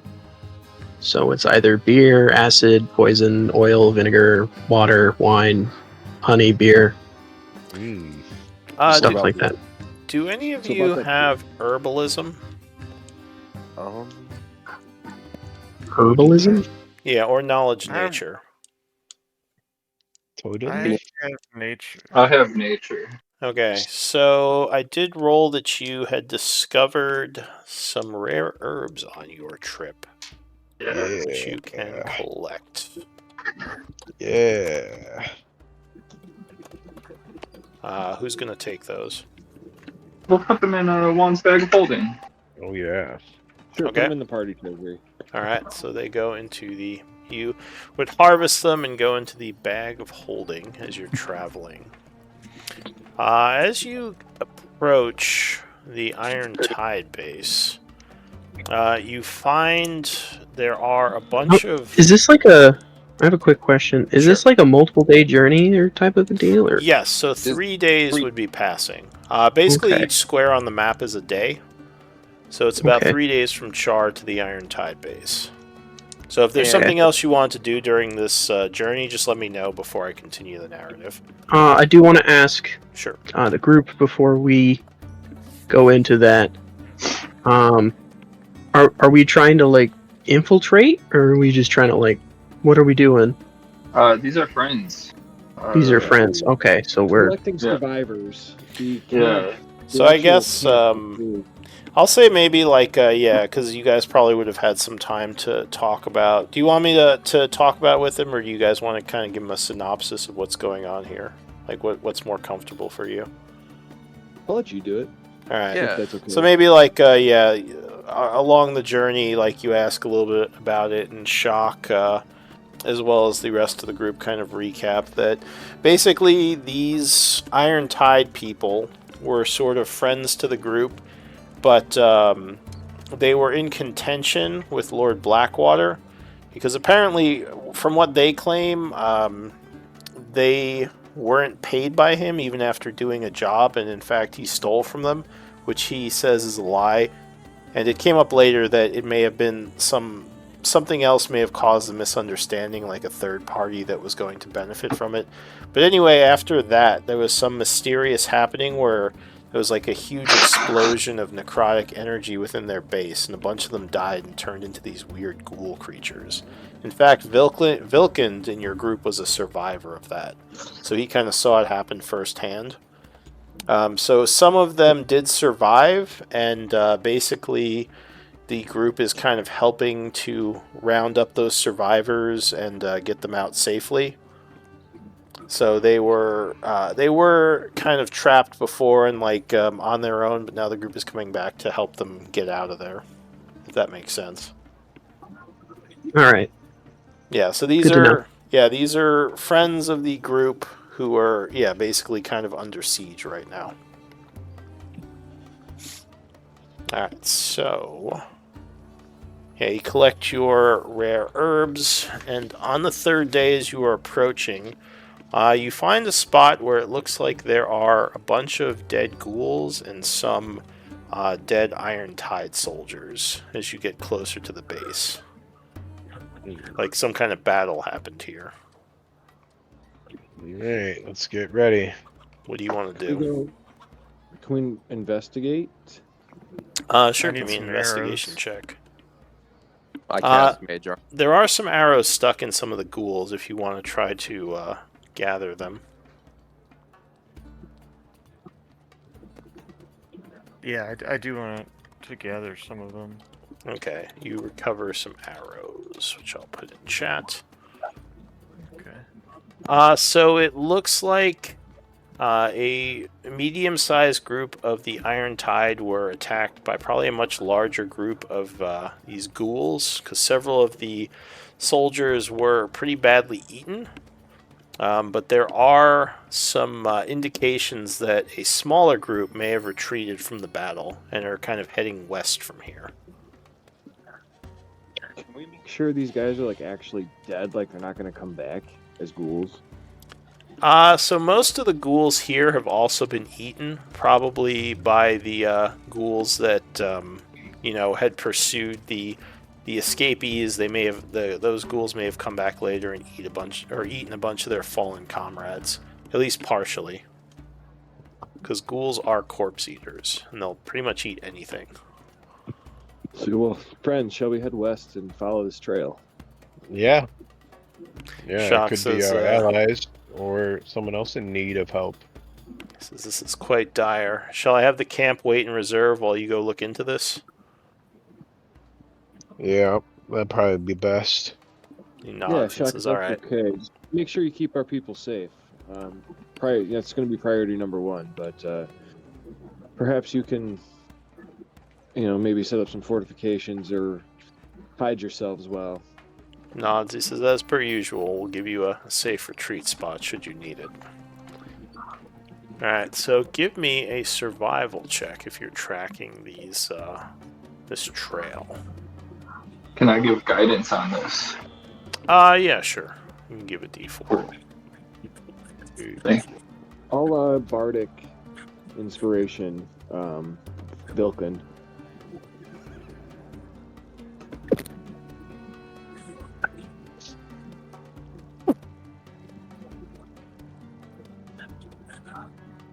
That's you, Troy. I don't know. You know. For your survival. Survival check. And I guess whoever else is going to help. Yeah, as usual, up to two of you can work together.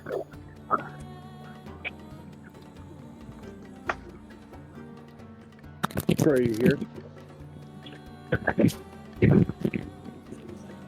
Uh-oh. Somebody's mic. Who's Troy? is, Or is Yeah, his your mic mic's messed up? all messed up, Troy. Well, why Okay. don't... Is he still there? Alright, well, why don't we take a short break, A because little we're... Yeah, about, a little bit over half time, so yeah. Go ahead and take a short break, like 5-10 minutes. Cool. We'll see if he can fix it. Alright, so be back in a little bit. Can you hear me right now? Yeah, I can. you're good. I guess I'll leave it like this for now. I don't know what happened. Yeah, you just need to roll your survival. Hey, I rolled twice and it showed up twice for mine, so I'm You're Was it- you're is it- whispering it. I don't know how Yeah. how he can turn that off. It's in options. If you go to your, like the cog wheel, there's an option for whispering rolls. Just make sure it's set to off. Cogwheel next to spells, core bio spells, cogwheel. Yeah, on your sheet. Okay. Yeah, and it'll be on the right hand side when you hit that cogwheel, Troy. It'll say character sheet type PC. Whisper rolls to GM. If you look a little bit further Yeah. down, and then there should Yeah. be an option to just never whisper. Or whisper toggle, whatever you want to do. But okay. Yeah, I got it. Thank you. I was wondering. You said that earlier. It was a whisper, and I didn't know what that was. I should have asked. Okay. that's okay. So you got a Oh, D4. I should you wanna also test it. roll. If you want to test it, see if it works. yeah. There you go. There we go. Perfect. Yeah. You I get a think- D4 I think you on could top use of that. And then you also get a D8. Yeah. If for some reason that's not enough. So if you just go to like the dice on the left side, you can roll a d4 and a d8. You just it's a D8, right? Yeah, for my bardic. So on like the left-hand side, you'll see like the list, Troy, with all your different icons for stuff. Oh At the my very gosh, bottom I of was still in the dice. character sheet. I forgot. Yeah, Okay. on the main sheet. Yeah, there you go. And then a d4 you got as well. Alright. Oh, D4. Okay. What That's was pretty all cool. that? 6, so you got a 26. A d4 was guidance from Matt, and a d8 was Oh. the bardic inspiration from me. Your thing, yeah. Oh, thank you. Okay. Cool. All is right in the world. Yeah, we might actually survive this. Yeah. Hey, survival check. Get it? Yeah, I'm really glad we got you for stuff like, because we don't have anyone. I don't think that can roll that hot, that great. 18 is so powerful. Oh my Yeah. god. You don't know how helpful that's going to be. Right. No, Yeah, we I've- basically are going to need you to scout ahead a lot. You're going to be doing a lot of that. Yeah. Okay, that sounds fun. Kind of like sneaking, like, yeah, like your roguish type. You're just going to be like looking out for all, you'll be able to spot all the traps and shit ahead of time. Hide in the shadows and not be Yeah. seen. Yeah. What did we need for that survival check? Or Just, yeah, so like, Yeah, I mean, kind of think you know, of it as like, yeah. it's up to Lou what we need to, oh, I thought someone said 20 wasn't enough or something. We just don't know. Oh no! Like 26, Yeah. we should be just fine. We should actually Yeah. be doing good. Yeah. Even 20, you would have been fine Totally, anyways. yeah. We just wanted to make sure you Yeah. were going to pass it so we could track them. Yeah. Sweet. Yeah, because it is a dice roll. There's always a chance that you like roll a natural 1. That would be Which is really like- bad for us. Yeah, That's and that'll like come up as a red symbol, like red dice. So. Yep. well. I hope everybody. Totally What? looks like the type of fairy that eats bananas for the shape, not the taste. 100%. Whatever. The other one I heard the other day that cracked me up, Nate, is totally looks like the typical person that eats Snickers upside down to feel the veins on the tongue. That's fucked up. I never thought of that. That one's fucked up. It's pretty good. Go ahead. I dare you to say that to him in character. See what happens. That would be pretty good because I'm pretty sure I've done that a few times myself. You. Whoa. Okay. I mean, come on, who hasn't? But you'd be like, you're just curious. You're like, I wonder what it feels like on my tongue, these veins. This man's living like Larry over here. I thought totally if the window licker would understand. Yeah, He just come wants on. to know what it feels like on the tongue. Oh, he's a window licker. That doesn't mean he wants a veiny Snickers in his mouth. God. Dude, you know what's weird 20 gold about- pieces is 20 gold pieces, baby. Hell no. You know what's weird about like the psychology of things and like how your brain interprets it is you can imagine licking any surface and you know what it would feel like on your tongue. I love that. Yeah. I don't know. That's peculiar. It's like imagining Well, what my mac and brain- cheese tastes like or anything, too, right? My brain might not be right. I don't know about that one, but I think you're just reading things on the internet. That's a true thing, man. I'm just saying, I think you're just reading things on the internet. Listen, That's Harry Where Potter. a lot of Just, information is. Well, it's nerve endings, so like your body kind of just, if you're using your hands to feel it all the time, it's kind of like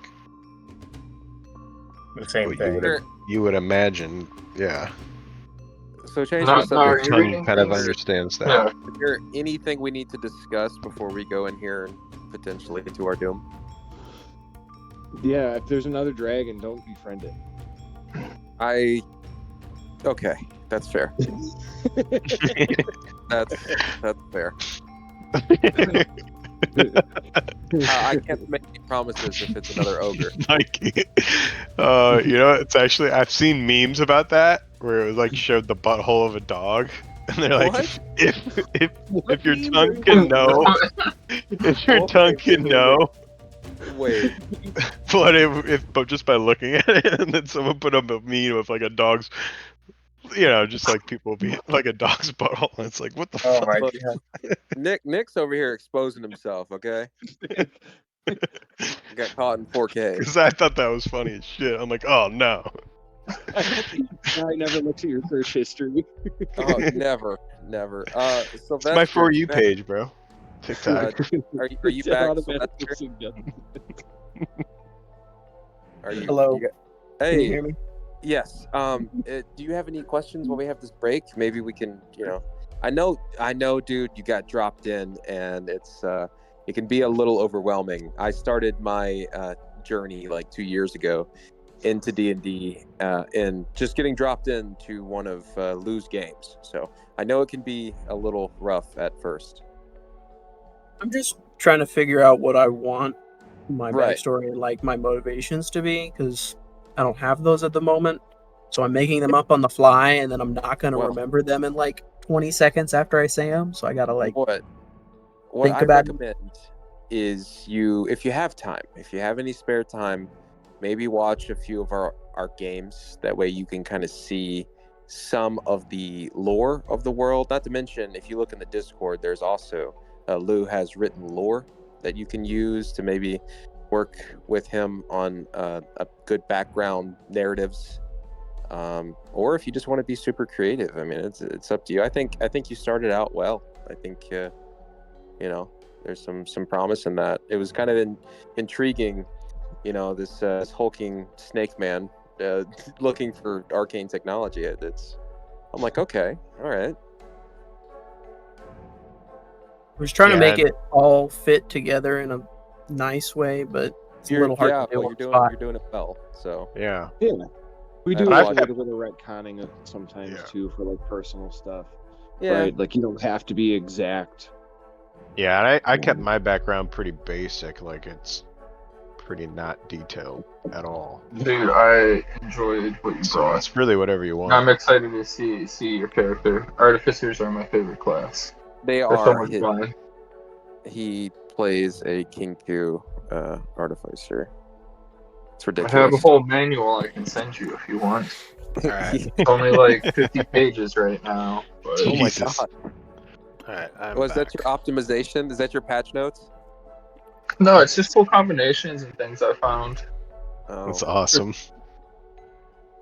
Any questions about anything before we continue? Like Sylvester, Vilkind, or any of you?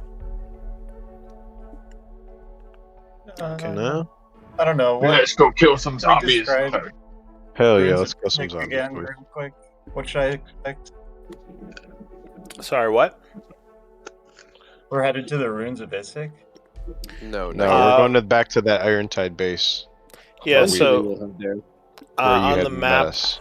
kind of. I Yeah, you're not heading to the ruins of Isik yet. That's where our Blackwater eventually wants to bring his people. Right now, you're headed to help them with this Irontide base thing, which is it's sort of to help Blackwater, but also the party's own kind of goals is to strengthen the Irontide faction too, because they're supposedly going to help with Isik as well. So that's why they're trying to help them Right. out of their current predicament. Not to mention, we also have a vested interest in a bunch of druids that are potentially close by, right, Lou? The Yeah. We Yeah. got a lot of things to So- tie up. we Yeah. definitely want to check on them and Treasures here too, possible. So So, what do you guys know? I don't know, Troy, Brian. While we were going through the cave that the Irontide base was like hiding in, we found a druid grove in there who kind of just wished to like live at peace and not be disturbed by a bunch of stuff. We kind of befriended them as well. So they were kind of hanging out. We have no idea what happened to them after the ghouls and everything attacked. So Oh, that's fun. So they might look into what became of them. So they're like close enough that it probably did come by. They're like in the caves that where all the ghouls were. That when we first appeared, if we would have kept going, we could have gotten down to them. Oh, yeah, they're gone probably. They They're, could like, very well super be deep. dead. We they're, hope like, not, super deep but and it's in a different definitely possible. Oh boy. Yeah. So that's another reason why they're here, is to look into that. Yeah. All right, so you were Let's tracking. go. Let's go. Yeah, so you were got a tracking. question. Yeah. So before we do this, do we know if like we met with the druids, right? So could I use a sending spell to send to them? Let's go. Sure. Right now. Let's Like- go. Oh, not right now, but we'll go. We'll go. I just wanted to make sure like I could. Yeah. I mean, as far as the spell says, you just need to know someone. So, I mean, Okay, you know. because I didn't know them when I had like I knew them before I had the spell. Yeah, let's go. Yeah. So for the Good spell, man. yes, you don't have to know them while you have the spell. You just have to Okay. know of them. All right. All Beans right. is itching. So 26 survival with Vilkind. So yeah, you're following these tracks, and it does look like there was a substantially large number of ghouls that were on their trail, and these all look like fairly fresh tracks, so you might be wandering into some danger. As you continue over the plains, kind of coming around one of the hills, you would see a small cave with a bunch of ghouls, looks like trying to break their way through some kind of makeshift barricade, and some noise coming from over there. Doesn't look like the ghouls have noticed you yet. What do you want to do? Let's go. Take a Charging couple in? of them down, Vilkland, from a distance. Yeah. Well, are pretty stupid. Alright, do you want to just start Nope. shooting at them? Or are you gonna... Sure. How many do we see? So, you would see... Let's see. There looks like there is a good-sized horde of them, just kind of clawing at the cave, as well as like 7 or so of the special ones, the ones that were usually more intelligent than the normal ghouls, the corrupted ones. So maybe like with the horde, there's like 10 of them. So it's like a tiny horde? Okay. Yeah, tiny horde and some specialized ones with them trying to break through this barricade on the cave. Cool. Yeah, I think. I'll say to the group, start firing we- volleys from a distance, draw them away, draw them to us. What if we let them go into the cave or whatever? Maybe they'll get in, and then we can Our friends their are in there. Our kind of friends are just in have there. one. Let us save our friends. Yeah, we don't want them to kill our friends in the cave if they're Beans trying is to go after our going friends. step up and start moving forward and begin chanting. Alright, well, hang on. So Sylvester, you said letting them break in, but then Beans was like, Oh, sorry. My bad. yeah, so, Yeah. No. or go ahead. It was me that said that, but whatever. It's Troy. Oh, it was Vilkind. I keep getting you guys mixed up. Sorry about that. Kind of just asking questions mostly, though. Yeah, no worries. Vilkind is actually kind of new to the group too, so I'm still getting used to his voice. Yeah. All right. So you're gonna step out and start like launching some spells at them. That's the idea. Okay. How What do far away you? are we from them? Initiate combat. All right. Yep, he's so, throwing a what I would fireball. Let's do it. And So what are you gonna hit them with at a distance? You're probably about 200 feet away right now. Oh shit. You're pretty Troy far. can shoot. Troy So- can shoot his bow at that distance. Mm-hmm. do Cool. we want to hit that early? What we should? I'm Once gonna sounds scoot like up a to better- 120 feet. Yeah. I go with Yes. Beans, Yeah, I'm just gonna start moving up then. All right. yeah, so I go with you're Beans. rushing up to 120 feet. Are you trying to be stealthy or just running? I'm just running. Yeah, I'll No, just run Beans. with. I'll run with him. We need to Alright. surprise them. What are Hang you on a doing? sec. Alright, so Beans is like, alright, I'm doing this, and he starts rushing out, getting his spell ready. Several of the ghouls do notice you all rushing up, and they will start running in your direction as well. Alright, so... I'm ready to fire. I need a bigger map. Hang on a sec. Does the song "I Need a Hero" start playing? I don't know, is that on your playlist? Maybe. I can It is be now. your hero, baby. That one? Not the right song. No. I can No. wash away your pain. Alright, Wrong one, but that'll I'll do. use this map. Okay. I can be your hero, baby. You gotta put more emphasis into it. I'm holding I out could for a be hero a till the hero. end of the night. He's gotta be strong and he's gotta be fast. And Yeah. he's gotta be fast from the fight.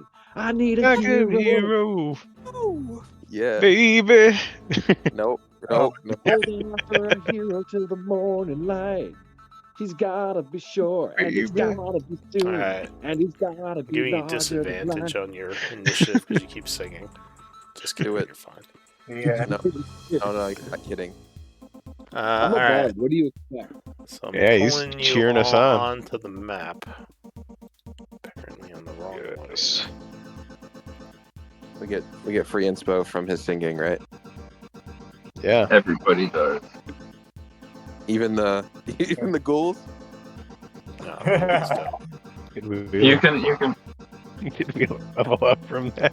you can only give inspo to allies. Alright, you should all be on the map now. Should I be full health? I Yes. think you Wait, should all be at full health, yeah, are you not? Yeah. Well, yeah, I think I had leftover.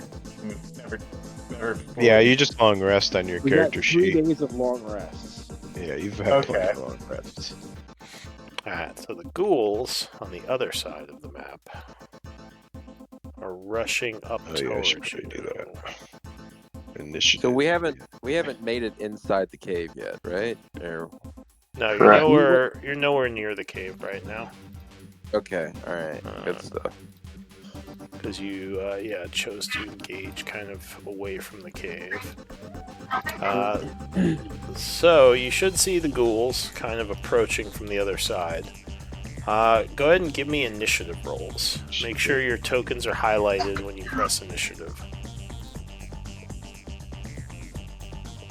And you can change your kind of starting position on that side of the map if you want to like be behind someone or in front of someone. Okay. How close can I get? Within 15 feet of your starting position. Okay. Oh, what? Sorry, my script's broke. Let me just refresh those. Oh wait, yeah, I got a horse. We all did the initiative, right? Yeah, so all of you, and just make sure you click on your tokens and then click, while they're highlighted, click initiative. Because it does want you to have your token selected to associate your initiative with it. I had to restart because my thing was getting wonky, but I'm coming back in. I initiated with token. Alright, so you should all see yourselves on the initiatives if you rolled. I'm at the So- bottom. Maybe I should just roll. I have a question. Sure. What is these things above my head and below them when I click my character? The red, green, blue cog and this. The green is your health. The blue is your AC. And if you want to adjust those, well, you want to adjust your health. Your AC should be set to what your sheet is set at. But if you click on the green circle and put, like, say you take 5 damage, like -5, it'll do the math for you. So you don't have to keep a... Or, like, +5 to add 5, etc. Yeah. I don't think I did it right. Go ahead. Sorry, what? I don't think I did it right. I see So what do I Vilken do? at 0 on the initiative. Did you highlight your character and click the initiative button? You rolled a 22. He's on there twice. Yeah, it's on there twice. I I'll just know, delete one. I All right. rolled a- So yeah, everyone. So it looks like everyone's on there now. So the first to act, as these ghouls are rushing up, is going to be one of the enemies. So you would see this ghoul kind of rush over this way into a shadowy area and vanish, Gone. as if he Knew it. just disappeared into the darkness. That's it for him. The ghoul horde goes. So a large group of ghouls just comes rushing across the area. 60 feet in total as it dashes, ending its turn. Vilkind. Oh, and I'm going to give Vilkind some token buttons. And I'll give it to Sylvester too. So if you click on your token now, you should see some buttons at the top of the screen that kind of represent some of the macros you've created. So it makes it easier to access those. Whoa, that's neat. Yeah. So Vilkind, what do you want to do? The ghouls are charging. Well, since there's a lot, I want to take a shot at that horde, but maybe I should be hiding. I'm not really close by anything. Yeah. I'll take. Wait, can do a bonus action like keep charging, right? You can move and hide and then shoot. I don't know if I'm fast. Oh, I have 40 speed. Let me see. So you have to be behind something to hide. So that's the only factor. Like Wouldn't you need make to it. be in cover, like behind a tree Yeah. or something. I wouldn't. Tree or a horse. No, not behind a horse. You couldn't do that. Oh, Like here. You can't use here, creatures Yeah. to hide unless you're a halfling. Yeah, here, I'll head that. here. I'll head that way, but I don't think I can make it there in one turn, right? Well, you have 30 feet of movement, so you could certainly try.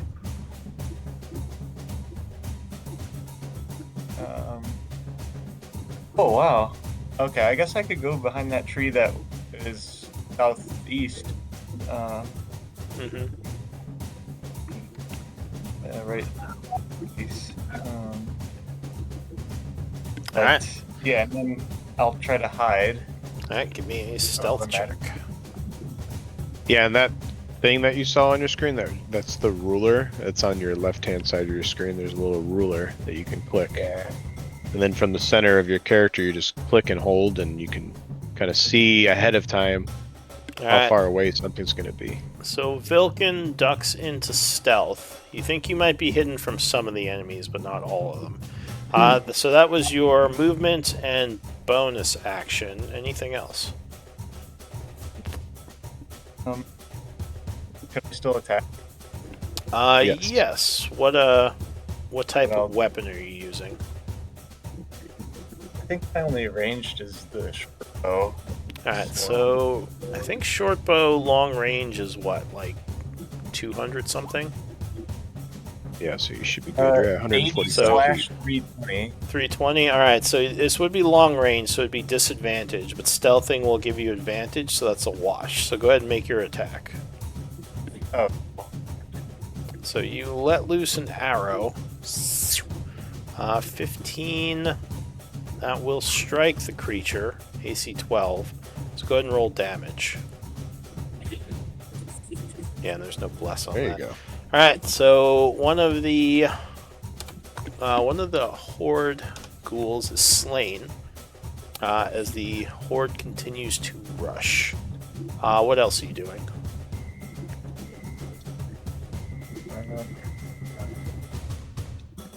Now, oh yeah, I can't hide now since I just attacked.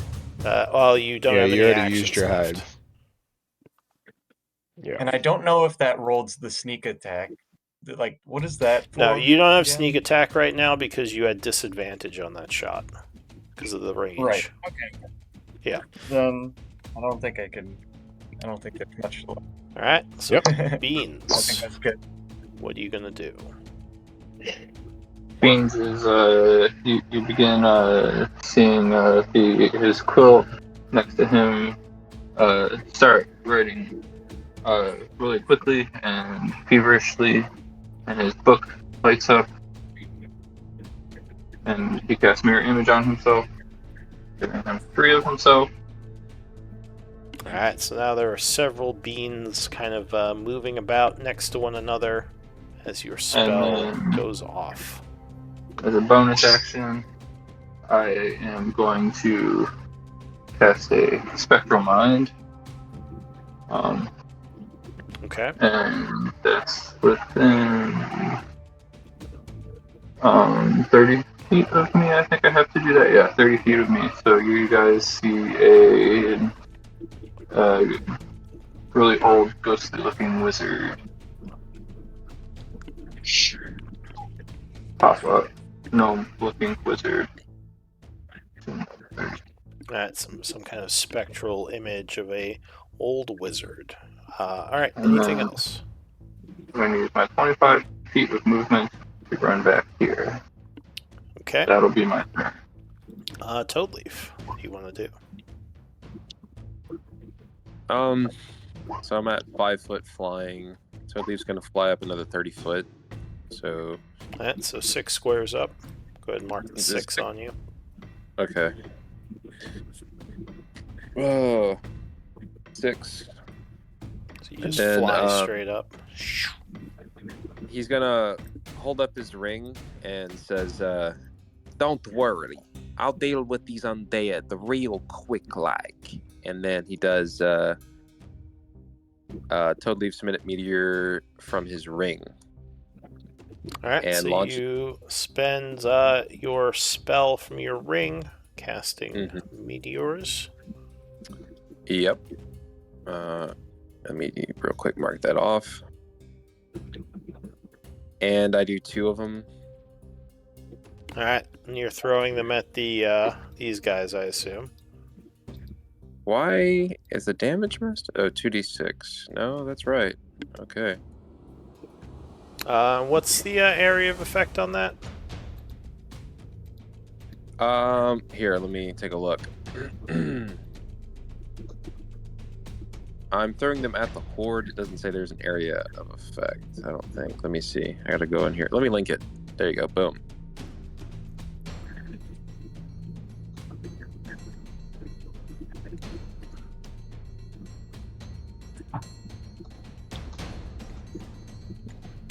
Impact. Within 5 That's feet. Okay, so it's like a little 5-foot explosion, like a 5-foot radius.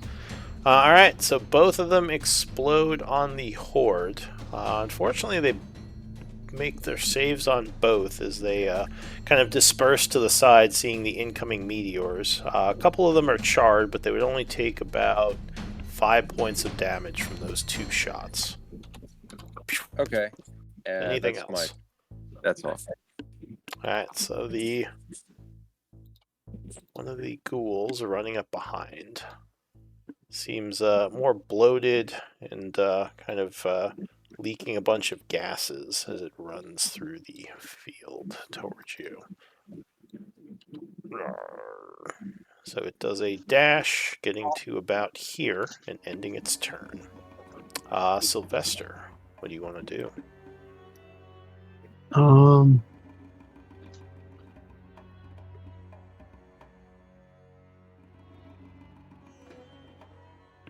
How do we do the measure thing again?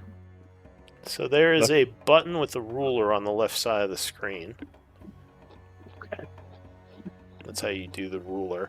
If you pick up your token and press Q, is like when you move it, like you press Q, you can leave waypoints, and it'll measure to each waypoint as you move.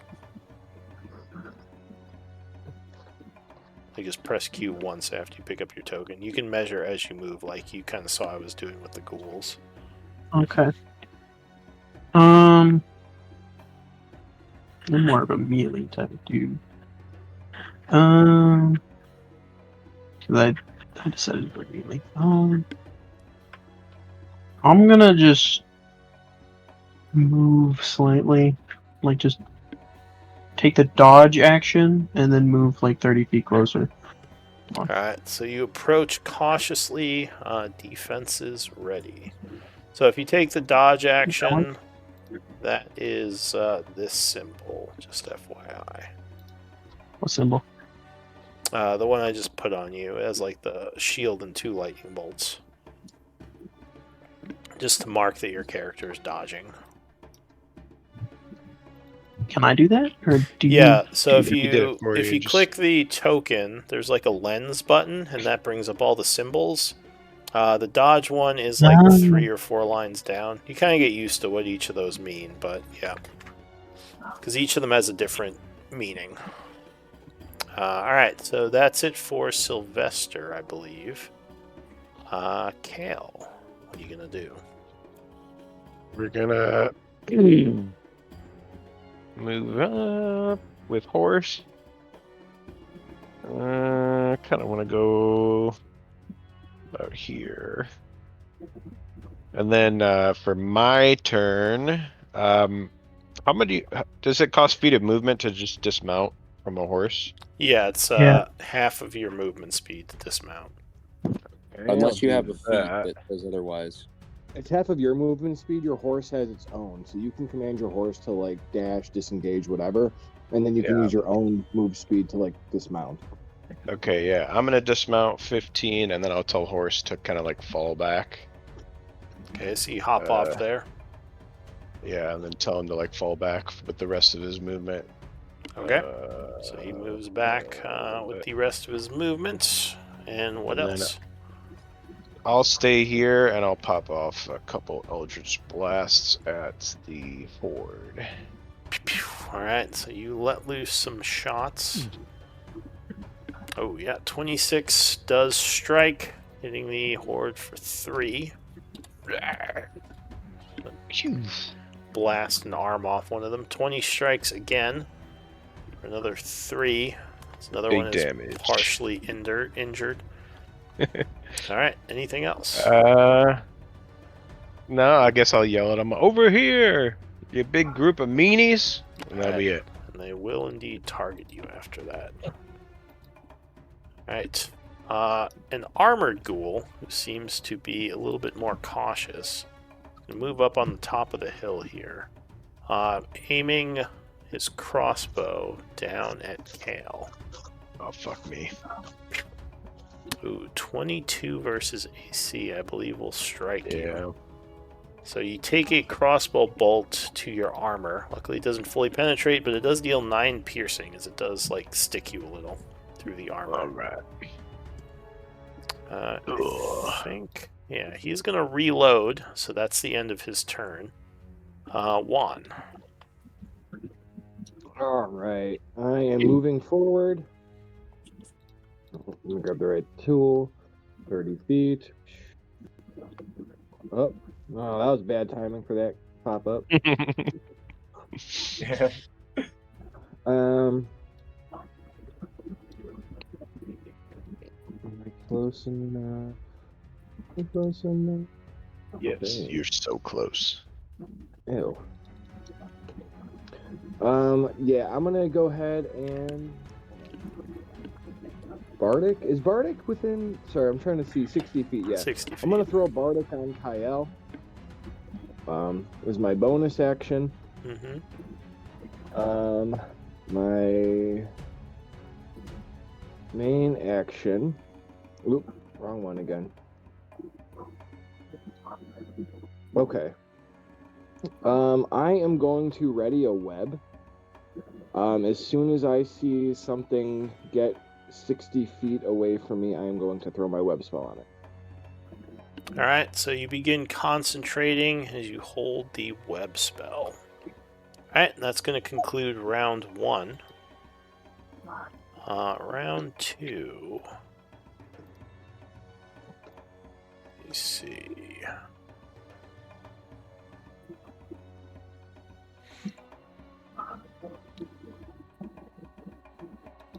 Just checking something.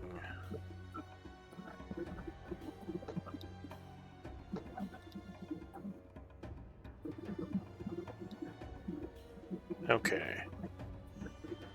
So suddenly, the ghoul who disappeared before will pop out of hiding as it fires a crossbow bolt at Kale. Oh no. Unfortunately, that would be advantage because you didn't see it. Oh, but luckily it didn't roll very well. 14 would not be enough, so you kind of see it coming just in the nick of time and like pull your shield up, catching it. He kind of hisses and is going to move 30 feet to here, and he will vanish once again, ducking down behind the rock using stealth. Ooh. Yeah, I don't think anyone has a high enough passive to see him. So that's it for him. The ghoul horde, angered by your taunts and blasts, is going to keep moving forward. So it is going to rush up, enveloping you, ending Okay, its so turn. before it gets there, my web spell would go off. Okay, so you fire a web at it. Go ahead and place the Nice. web. Yeah, what is it? 20-foot It's radius? 20-foot cube, I believe, but you could link web if you want to see the exact No, measurement. Yeah. All right. So I'm trying to like. You're the best. Yeah, Whoever 20 linked foot that. cube. Web Thank you, Matt. Web's actually pretty good though. I like it. And I'm putting it on the very end of the range that I can. All right. So yeah, there's an explosion of sticky silk, and they have to do a deck save. Because technically it is their turn, and they were entering. So, what's DC on that? 17. All right, so they screech angrily as they are suddenly stuck in the web, and they will use their action to try to break out, which is a what is it? Strength check. Okay, so yeah, they'll try to break out with their strength. Strength.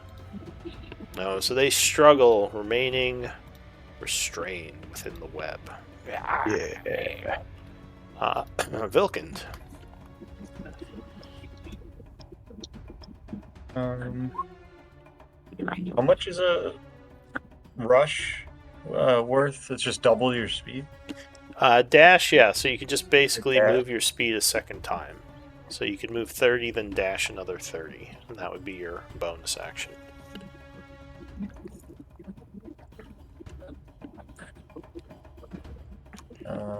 Yeah, it looks like I can make it. You just Make trust sure, us to, like, make move sure it? you're hiding your rulers. Well, you should measure like as you move. If you click Q, you can. Yeah, I sometimes I just measure by eye, but it is better to. Yeah, like I said, like if you pick up your token and use Q, you can. It'll measure as you move. Yeah, so like right there. Okay.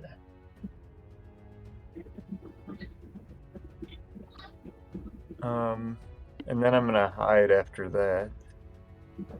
All right, so go ahead and move yourself. I'm still getting used to this. I think it was. So you wouldn't technically be in cover yet.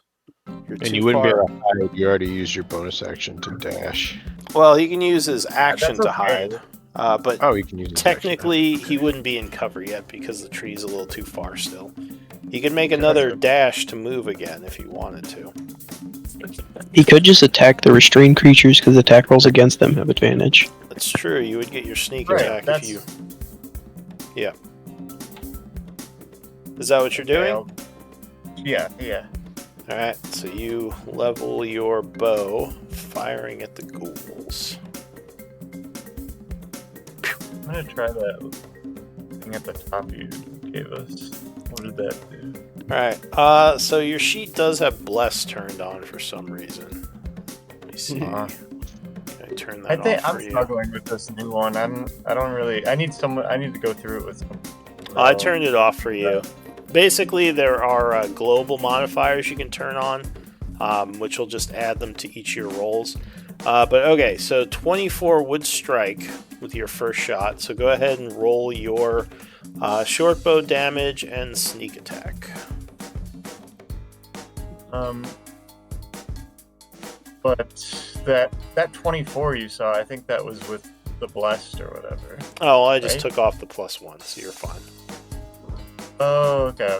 Yeah, it would have been 25, but we can just use the roll. Yeah. On these, on the 2014, where is that?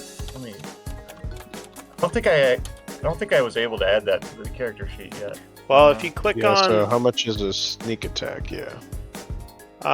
Yeah, if you click on the short bow damage, or the word short bow in the chat, it'll roll I can the do damage. that, yeah. Just didn't know if sneak attack was on or not. It's not, but that's okay. So how much sneak attack do you do at this level? I can make the macro for you really quick. No, I'm not sure.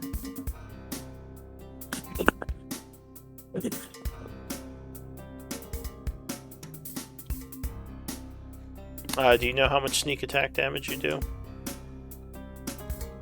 3d6? Okay. Just make you a macro really quick. D6? Matt's telling me 3d6, which sounds right.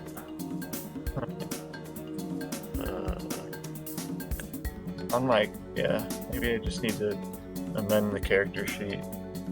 Alright, so you now have a button called Sneak Attack, which will roll 3d6 for you.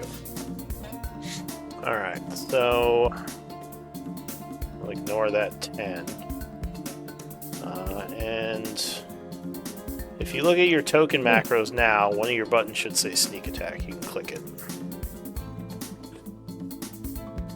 You see at the top there? Do it. I guess I could use that one either way. But yeah, you should have a sneak attack button now. So 11 and 6, there it is. 12 and 5, 17 damage as you fire into the horde. Skewering one of them. But they continue to struggle and try to break free. Anything else, Vilkund? No, that should be good. You are not stealthed anymore. So let me take that Oh, off right, of you. thanks. Okay. Alright, Beans. What are you gonna do? Oh my All goodness. Sorry, it's okay. that's Beans' inner child screaming in the background. I think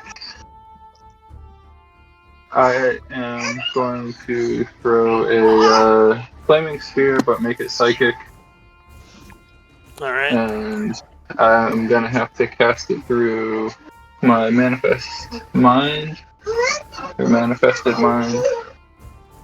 Alright, so there is a magical explosion of psychic energy as a glowing sphere comes into being, and they have to make a dex save, I believe. Yeah. Luckily, they are restrained. I assume you're attacking the horde? Yeah, I'm putting her on the backside of the horde. Alright, so even with disadvantage, 18, good roll. So I think they make it. And they get half damage. 3 psychic. Alright. So they struggle, several of them bleeding from their nose as the psychic energies damage them. And you're concentrating on that. Anything else? Yeah, I am going to scoot back 25 feet and have my spectral mind shoot up 30 feet with my bonus action. Alright, please mark yourself as concentrating. Yep. Drop. All right. So this horde, let's see. Yeah, they are struggling to free themselves from the web, but so far they are still stuck in it. I told you that's a good one. Well, they may be getting out of it soon, sadly. Paying dividends. So I'm gonna do bonus action. Code leaves minute meteors at the horde. All right. There's one. Setting There's the web two. ablaze. All right, so dex saves disadvantage. So the first deck save will fail, as they are kind of stuck in it and unable to move. Second one as well, so 10 points of fire damage, and the webs are now burning. Looks And like then they are easily breaking free of the webs now due to the fire. Anything else? Yes. Do they have cover from their position? They do. You do have a tree in front of you, so I'm going to say light cover plus 2 AC. So without the wand, with my wand, they don't have any. With your wand, you ignore that cover. Yes. Cool. All right, I'm gonna do a twin spell, guiding bolt. Okay. At level 2. All right. So one you at forward. spend what is that? 2 sorcery points. Yes. All right. Firing 2 guiding bolts.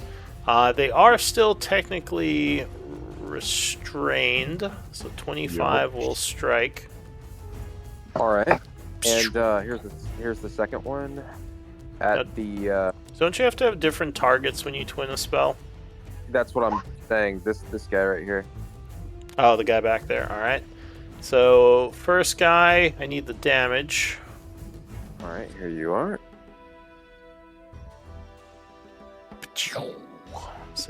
11 points of radiant, searing the enemies. And second one to the guy back there. Oh, 15. Yeah. Does it hit? 15 would hit, yes. AC 14. All right. Here's the damage for that. Alright, so he is blasted for 21 points of radiant. Alright. Becoming lightly wounded and also lit up like a Christmas tree, granting advantage. Same thing with the other guy. Anything else? I end my turn. Alright, bloated ghoul will continue rushing forward 30 feet, and then he will close on Kale, ending his turn. Sylvester.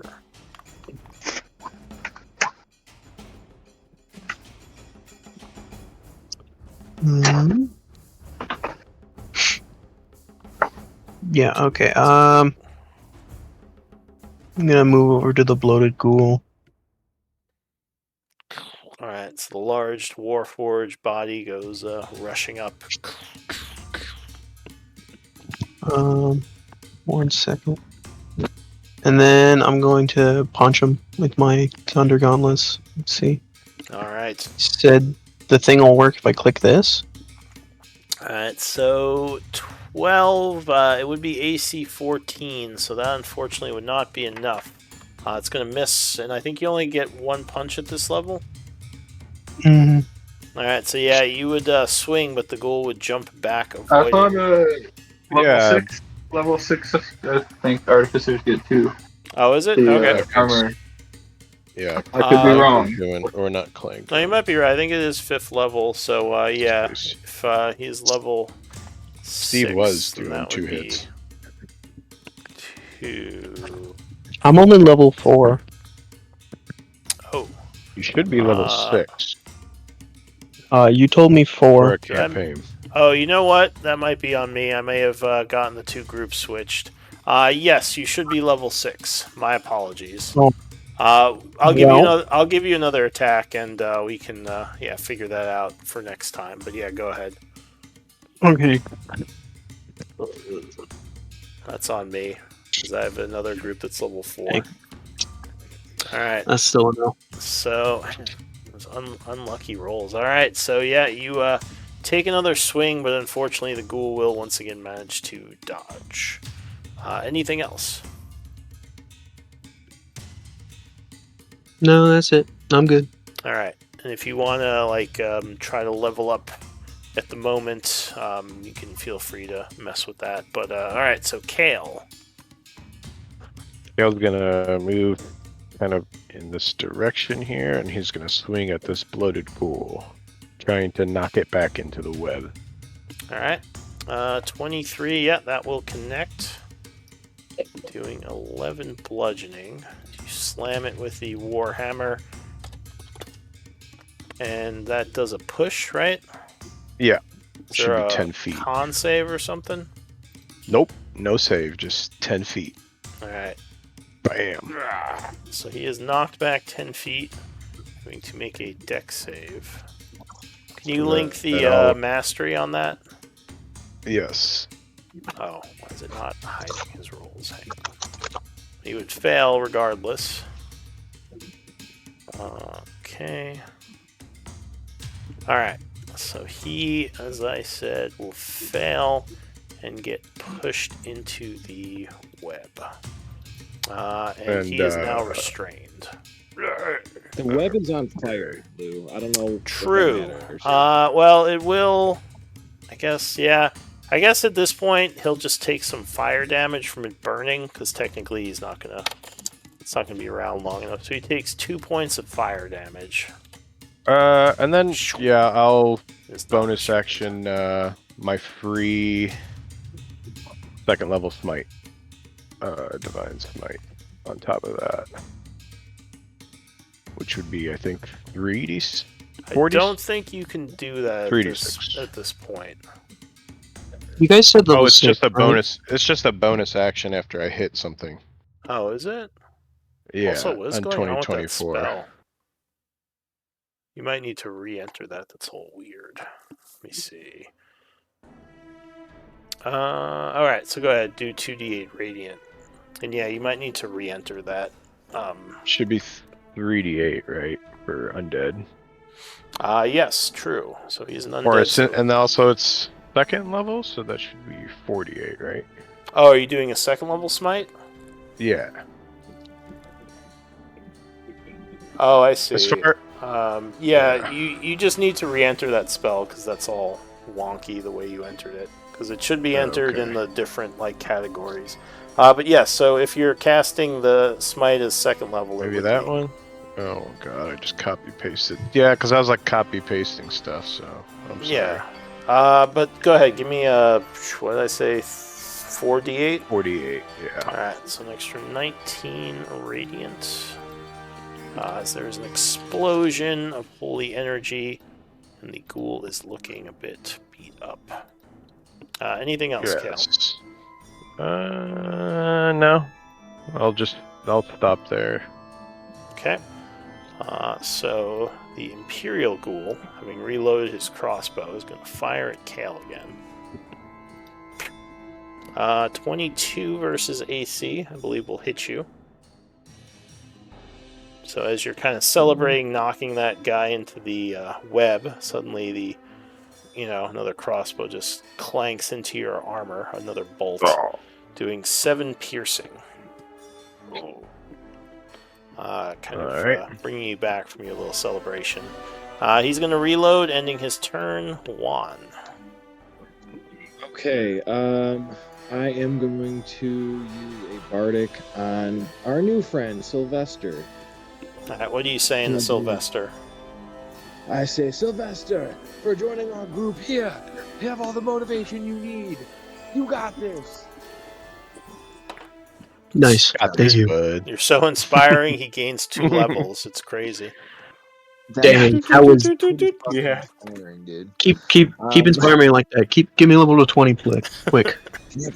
Give me more beer. You'll get all the inspiration you need. Alright, so you do a bardic. Yeah, go ahead. Yeah. And then I am watching as these flames are burning the web down to the ground. And I know that this ghoul horde is going to be taking some fire damage as it's being put out. I want to use my reaction after it starts its turn and like I see the last of the webs burning out. I want to recast web on that exact same spot. Alright. I think on their turn they would take fire damage, so you're readying to shoot another web.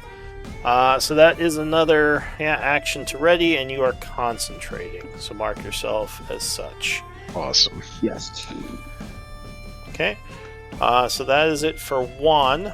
New round. He takes 2d4. Who does? The ghoul. Oh, never mind. That's on his turn, right? Yeah. I think who goes first? Oh, the hidden dude. Yeah, the Sorry, I sneaky thought it was guy. I thought it was the Horde's turn. Alright, so the sneaky ghoul is going to pop out of hiding, firing his crossbow at Vilkund at advantage. 19 versus AC, I believe, will strike you. Yeah. So, Vilkund, you are going to take 14 points of piercing damage as the ghoul catches you off guard. It does a sneak attack. It will then attempt to hide, which it will very much hide, vanishing from sight into the shadows and the rocks there. All right. Did its advantage come from the fact that it was already hiding? Yeah. Yeah, it had advantage because it came out of hiding shooting. Because when you attack from hiding, you lose advantage, but then it hit again after. All right, so did you take your 14, Vilkund? Oh wait, sorry, what? It shot take you for 14 14 piercing damage. Oh right, I just haven't entered it in. Yeah, you just type minus 14 into the green bubble, and that'll do it.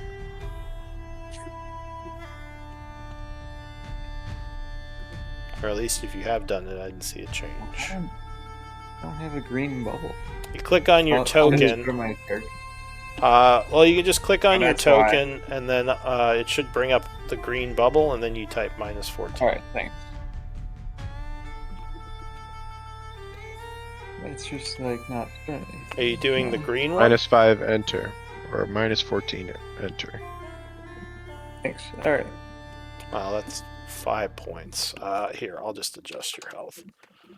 So you took 5, and then you took another 9. And you are now at the correct health. All right. The ghoul horde. Alright.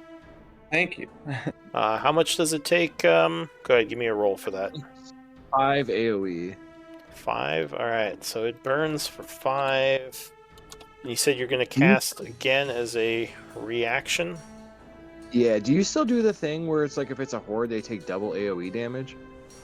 For certain types of spells, if it hits enough of them. Okay. So it has to hit more than half of them, which this one did. Okay.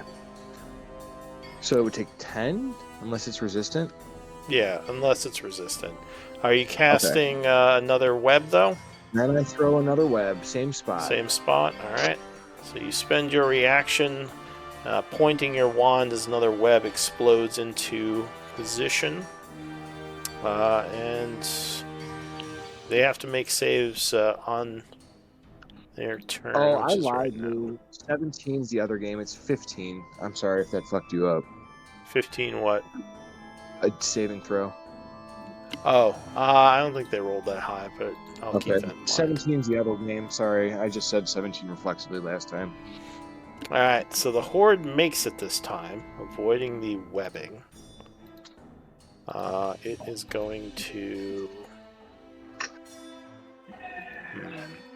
Doesn't really like all your webs and fire, so it's going to go 10, 20, 30, and it's going to rush at the closest person, which is Vilkund. Kind of surrounding him. That's it for the horde. Vilkund, what are you going to do? So the horde is kind of all around you. Yeah. I've been waiting to use my daggers and shit, so.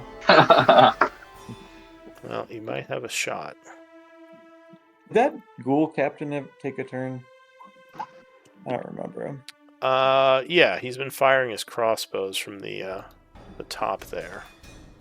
Yeah, I'm gonna slice up this horde with Wait, can my reaction be like I wield it? Do you have to say that? Like, oh, Well, you I have pick it up your bow in one hand right now. You can pull out a dagger and stab as an action. If you want to pull out 2 daggers, you'd have to drop your bow.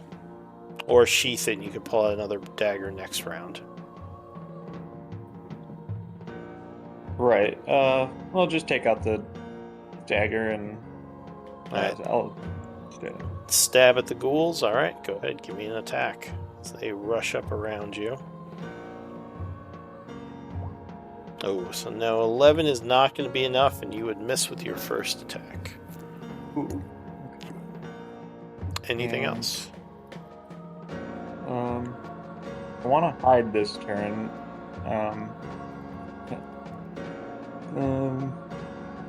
So I think I'll attempt to do that. Can I move? Where should I? Where you can can't I really hide? hide because there are ghouls all around you. You could, yeah, you'd have to get to a space far away from the ghouls to be able to hide. Because they're like so close. If you did just run away, they get opportunity attacks, and because there's many of them, basically they would get like 2 or 3 before you got out of there. So it'd be very dangerous to just run. You could disengage as a bonus action, then run 30 feet back. That's about all you could do, though. But then they have opportunity, don't they? If you disengage, they wouldn't. Oh. I guess Wait, that's... isn't he a rogue? Doesn't he have? Yeah, that's why I say you can because he already used his action, but he could disengage as a bonus. Oh, I see. Because he stabbed Alright. at them. And I'll 30 feet, I guess. Okay, so you take the disengage action and move back. I guess I'll be next to Toadleaf. Alright, Toadleaf flying far up above you. Anything else? Can't think of anything else, so I guess that's it. Alright, so Thanks. Vilken falls back as the ghouls are now pursuing him. Beans. With my bonus action, I'm gonna move this spear up and bonk that ghoul. Okay. 2d. So it will try to, and I guess the, let's see. So the ghoul has to make a dex save. Oh, natural 20. So it will indeed dodge, taking 3 points of psychic. Is it at disadvantage or did it make it safe in the web? Oh, it didn't go yet, so it's not restrained yet. True, so it hasn't been restrained. Basically, Awesome. your Nice. sphere is kind of Yeah. hitting it as the web's exploding. Nice. And then I'm gonna do a chill touch attack on the horde there. Alright. 22 is enough, striking it with your necrotic energy, so it withers one of them for 8. Alright, Cool. Toadleaf. Or is that Beans? Yeah, I'm just gonna move up Alright, Toadleaf. valiantly. All right. I'm gonna go ahead. Toadleaf's gonna toss his last 2 meteors at the horde. Alright. Oh, those are bad rolls. Let's see.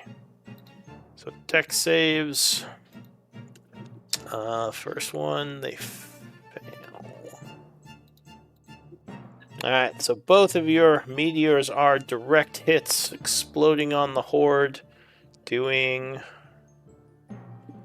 34 points of damage total. All right. And that would put the horde to wounded. Several of them are Perfect. charred and dying now. Toadleaf says, "Let us in this," and he does a guiding bolt at level 3, twinning it. Alright, so another 3 sorcery points spent. Yeah, that'll be my last 3. So here's the roll for the horde. Oh, no, 14 is... Actually, 14 will hit them, AC 12. Oh, it will. Okay, perfect. So Okay. you I was worried there blast for a them second. with radiant energy. How much do you do? Level 3. Here we are. 14. Okay. And what's- then the second roll is going to be heading towards this guy over here. All right.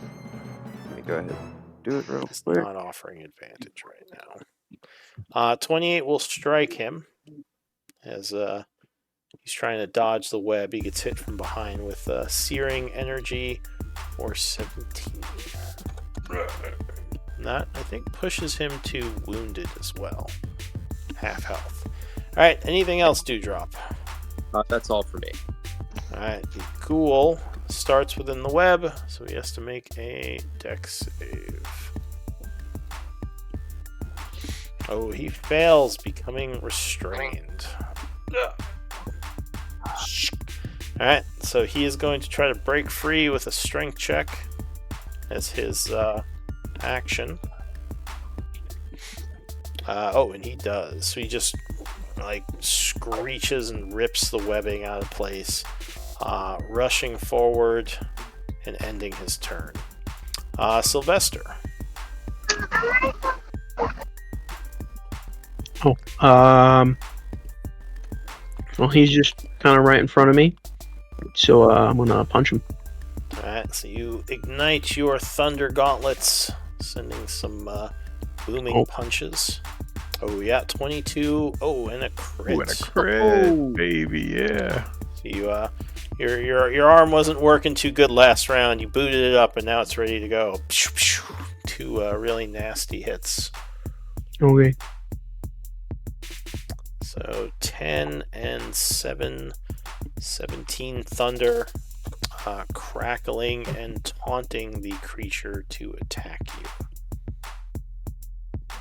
Is one of those already critted? I can't tell. Yeah, the 8 plus 2 is the crit. Oh, okay. Alright, anything else? That should be about it. Alright, so Sylvester. So, yeah. because I did hit it, it has disadvantage on attack rolls against other creatures until the start of my next turn. Alright, so Or anything that's not me. Yeah, I marked it as the angry taunt bull thing, so I must remember that it has to attack you. And actually, I just realized we're a bit over, so this might be a good point to end as we go into Kale. Why don't we do MVP votes? There's only 2 other people left. Do you want to? Oh, fine. Go ahead, Kale. What are you gonna do? We'll end the round out. All right. Yeah, we'll move. Oops, I don't know why it's not letting me. There we go. Okay. 30. And then I'm gonna bonus action Cloud's Jaunt. Which we haven't got Actually, I to think see you'd have yet. to be up here to avoid the Oppie. So that would be 30, because you have to not run into the ghoul's threat area. I have 35 feet of movement speed as a Goliath. Oh, do you have extra movement? Okay, well, 35 would Yes. be here then. Sorry, yes. And then I'm gonna Cloud's Jaunt, and I link that as well. It's like kind of like a Misty Step teleport. Okay. I'm guessing I should be able to make it here, correct? I would think that would be at least 30 feet. So you And then, poof into some clouds, reappearing on the other side of the horde. Yes, I'm gonna swing my hammer at the horde. Pyah. Alright, so 12 is the AC as you just hit several of them. Boom. Large I wanna hammer for 5. knock them back 10 feet. Alright, so you can't knock back the horde. Single target effects won't actually affect them. So like one of the ghouls goes flying, but it doesn't actually affect the whole horde. All right, swing again. Boom. Yeah, 26. We'll slam them for another 6, and again another ghoul just goes flying, but the horde itself is Boom. still there. Okay, and then I'll look at Viklin and I'll be like, you should probably fall back and make sure you stick to the shadows with that bow. And then I'll end my turn. Alright, so the Imperial Ghoul no longer has a clear shot on Kale, so I think he's going to aim at Sylvester. So he does a light crossbow shot. 21. Which I think is going to strike you, right? Yeah, AC 17. So Sylvester, your armor takes 5 points of damage. Wait, you're hitting me? Oh, what's going on? I'm being hit? Yep. -5. Yeah, so this guy up here shot you with a 21 versus AC. Since you can't really see Kale anymore because he's got too much cover. So yeah, you take a... unless you got something you can do against that. 21 versus AC. You have shield or something? Well, I would have a shield if I was level 6, but, no. Well, if you have... you mean like the shield spell you'd have? No, it's fine. No, I don't have anything right now. Alright, so you would take a crossbow bolt, for 5, and that would be it for him as he's reloading. Juan, end of the round. Oh man, I'm gonna take 15 minutes deciding my action. No, it's gonna be pretty quick and easy. And my... I say he's not allowed to also attack my friends at not disadvantage. So I am going to do a vicious mockery against the one dude in front of my new friend Sylvester, and be like, "Ghoul, I barely know her." What? All right. I'm gonna give him advantage on that one. No, I'm just kidding. He would have made a saving throw though, so even he's confused. He's like, he just kind of stares at you for a moment. Like, that's not very Hang good. on, I think I got a thing for this. Then I've seen what Vikland, Kale, and Sylvester take hits. Yeah. Okay, so looking over at Vikland, I see that he's a little winded. So I'm just like, keep it up, friend, and I throw a healing word over him. All right, so Vikland is encouraged with a heal spell. I can't get this to link. I don't know. What is it? You might need to re-pull the 1d4? spell. But yeah, just 1d4 plus modifier. 1d4 plus 3. Alright, so Vikland, you gain 6 health back. 4. 7. 7 health. Wow. Sweet. So you're feeling a bit better. And this wavy thing is if you've taken damage, but you're above half health, just so you're healed, just know what you're at. Just FYI. The wavy symbol I just put on Vikland. Alright, so that would be the end of the round. Alright. And we can pick it up next time. I think you're going to have to send me your votes again because it's been scrolling for pages. So give me MVP votes. MVP votes? Yeah, so you just kind of vote for whatever reason. Like, you don't... It doesn't have to be for any specific reason. Just vote who you thought was the MVP of the game. It can be like you thought they did something cool or good role play, whatever whatever your reasoning is. It's /W space GM space the name of who you're voting for. Basically /whisper GM and then your message.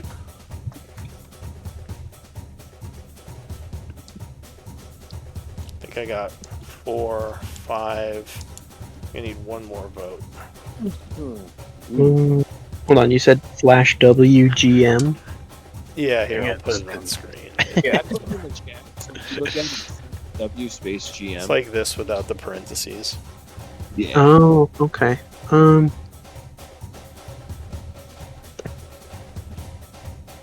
Did that work? Yes. So I have a tie between Beans and Sylvester. So you guys give me D20 rolls. Roll off. Ooh. Here we go. Roll off. Wow. Roll off. Roll off. Oh, never mind. wait, that's not a D20. You just rolled a 20. Oh, Oh my my All right, Beans, you're God, disqualified. Get out of here, you cheater. Failed that. Can't believe My you're cheating bad. on the MVP. No, it's fine. All right, Sylvester with a 5. Yeah, you are MVP. Congrats. Yay! So you gain Wow, with a 5. yeah. So you gain an inspiration point, which is you can have up to 5 of them. It's kind of like being inspired. You just spend it to gain inspiration on a roll. You get advantage. Yeah. Yeah, advantage. I need to head out. Yeah, Been a fun good game, session. everyone. Yeah, Appreciate Uh, y'all. Good game, guys. Well- Welcome, boys. Sylvester. Yeah, thanks. welcome. Yeah, I'll Thank see you, you all Lou. next week. Yeah, no problem. Take care. Night, guys. Bye, guys. Great meeting you, Sylvester. Great meeting you, dude. You played well. Night. Good to have Thanks, you. bye. I'll be taking some notes Thanks, if anyone has questions or anything. Sure, we'll get some more time to actually catch up and, become friends. But, panic day. There's a lot of stuff going on. Yeah. Thanks for dealing with the chaos of what you were thrown into, too. Right. Well, nice to have me. Yeah. There you go. Nice to have you. for sure. Feeling that. Okay, bye. Bye.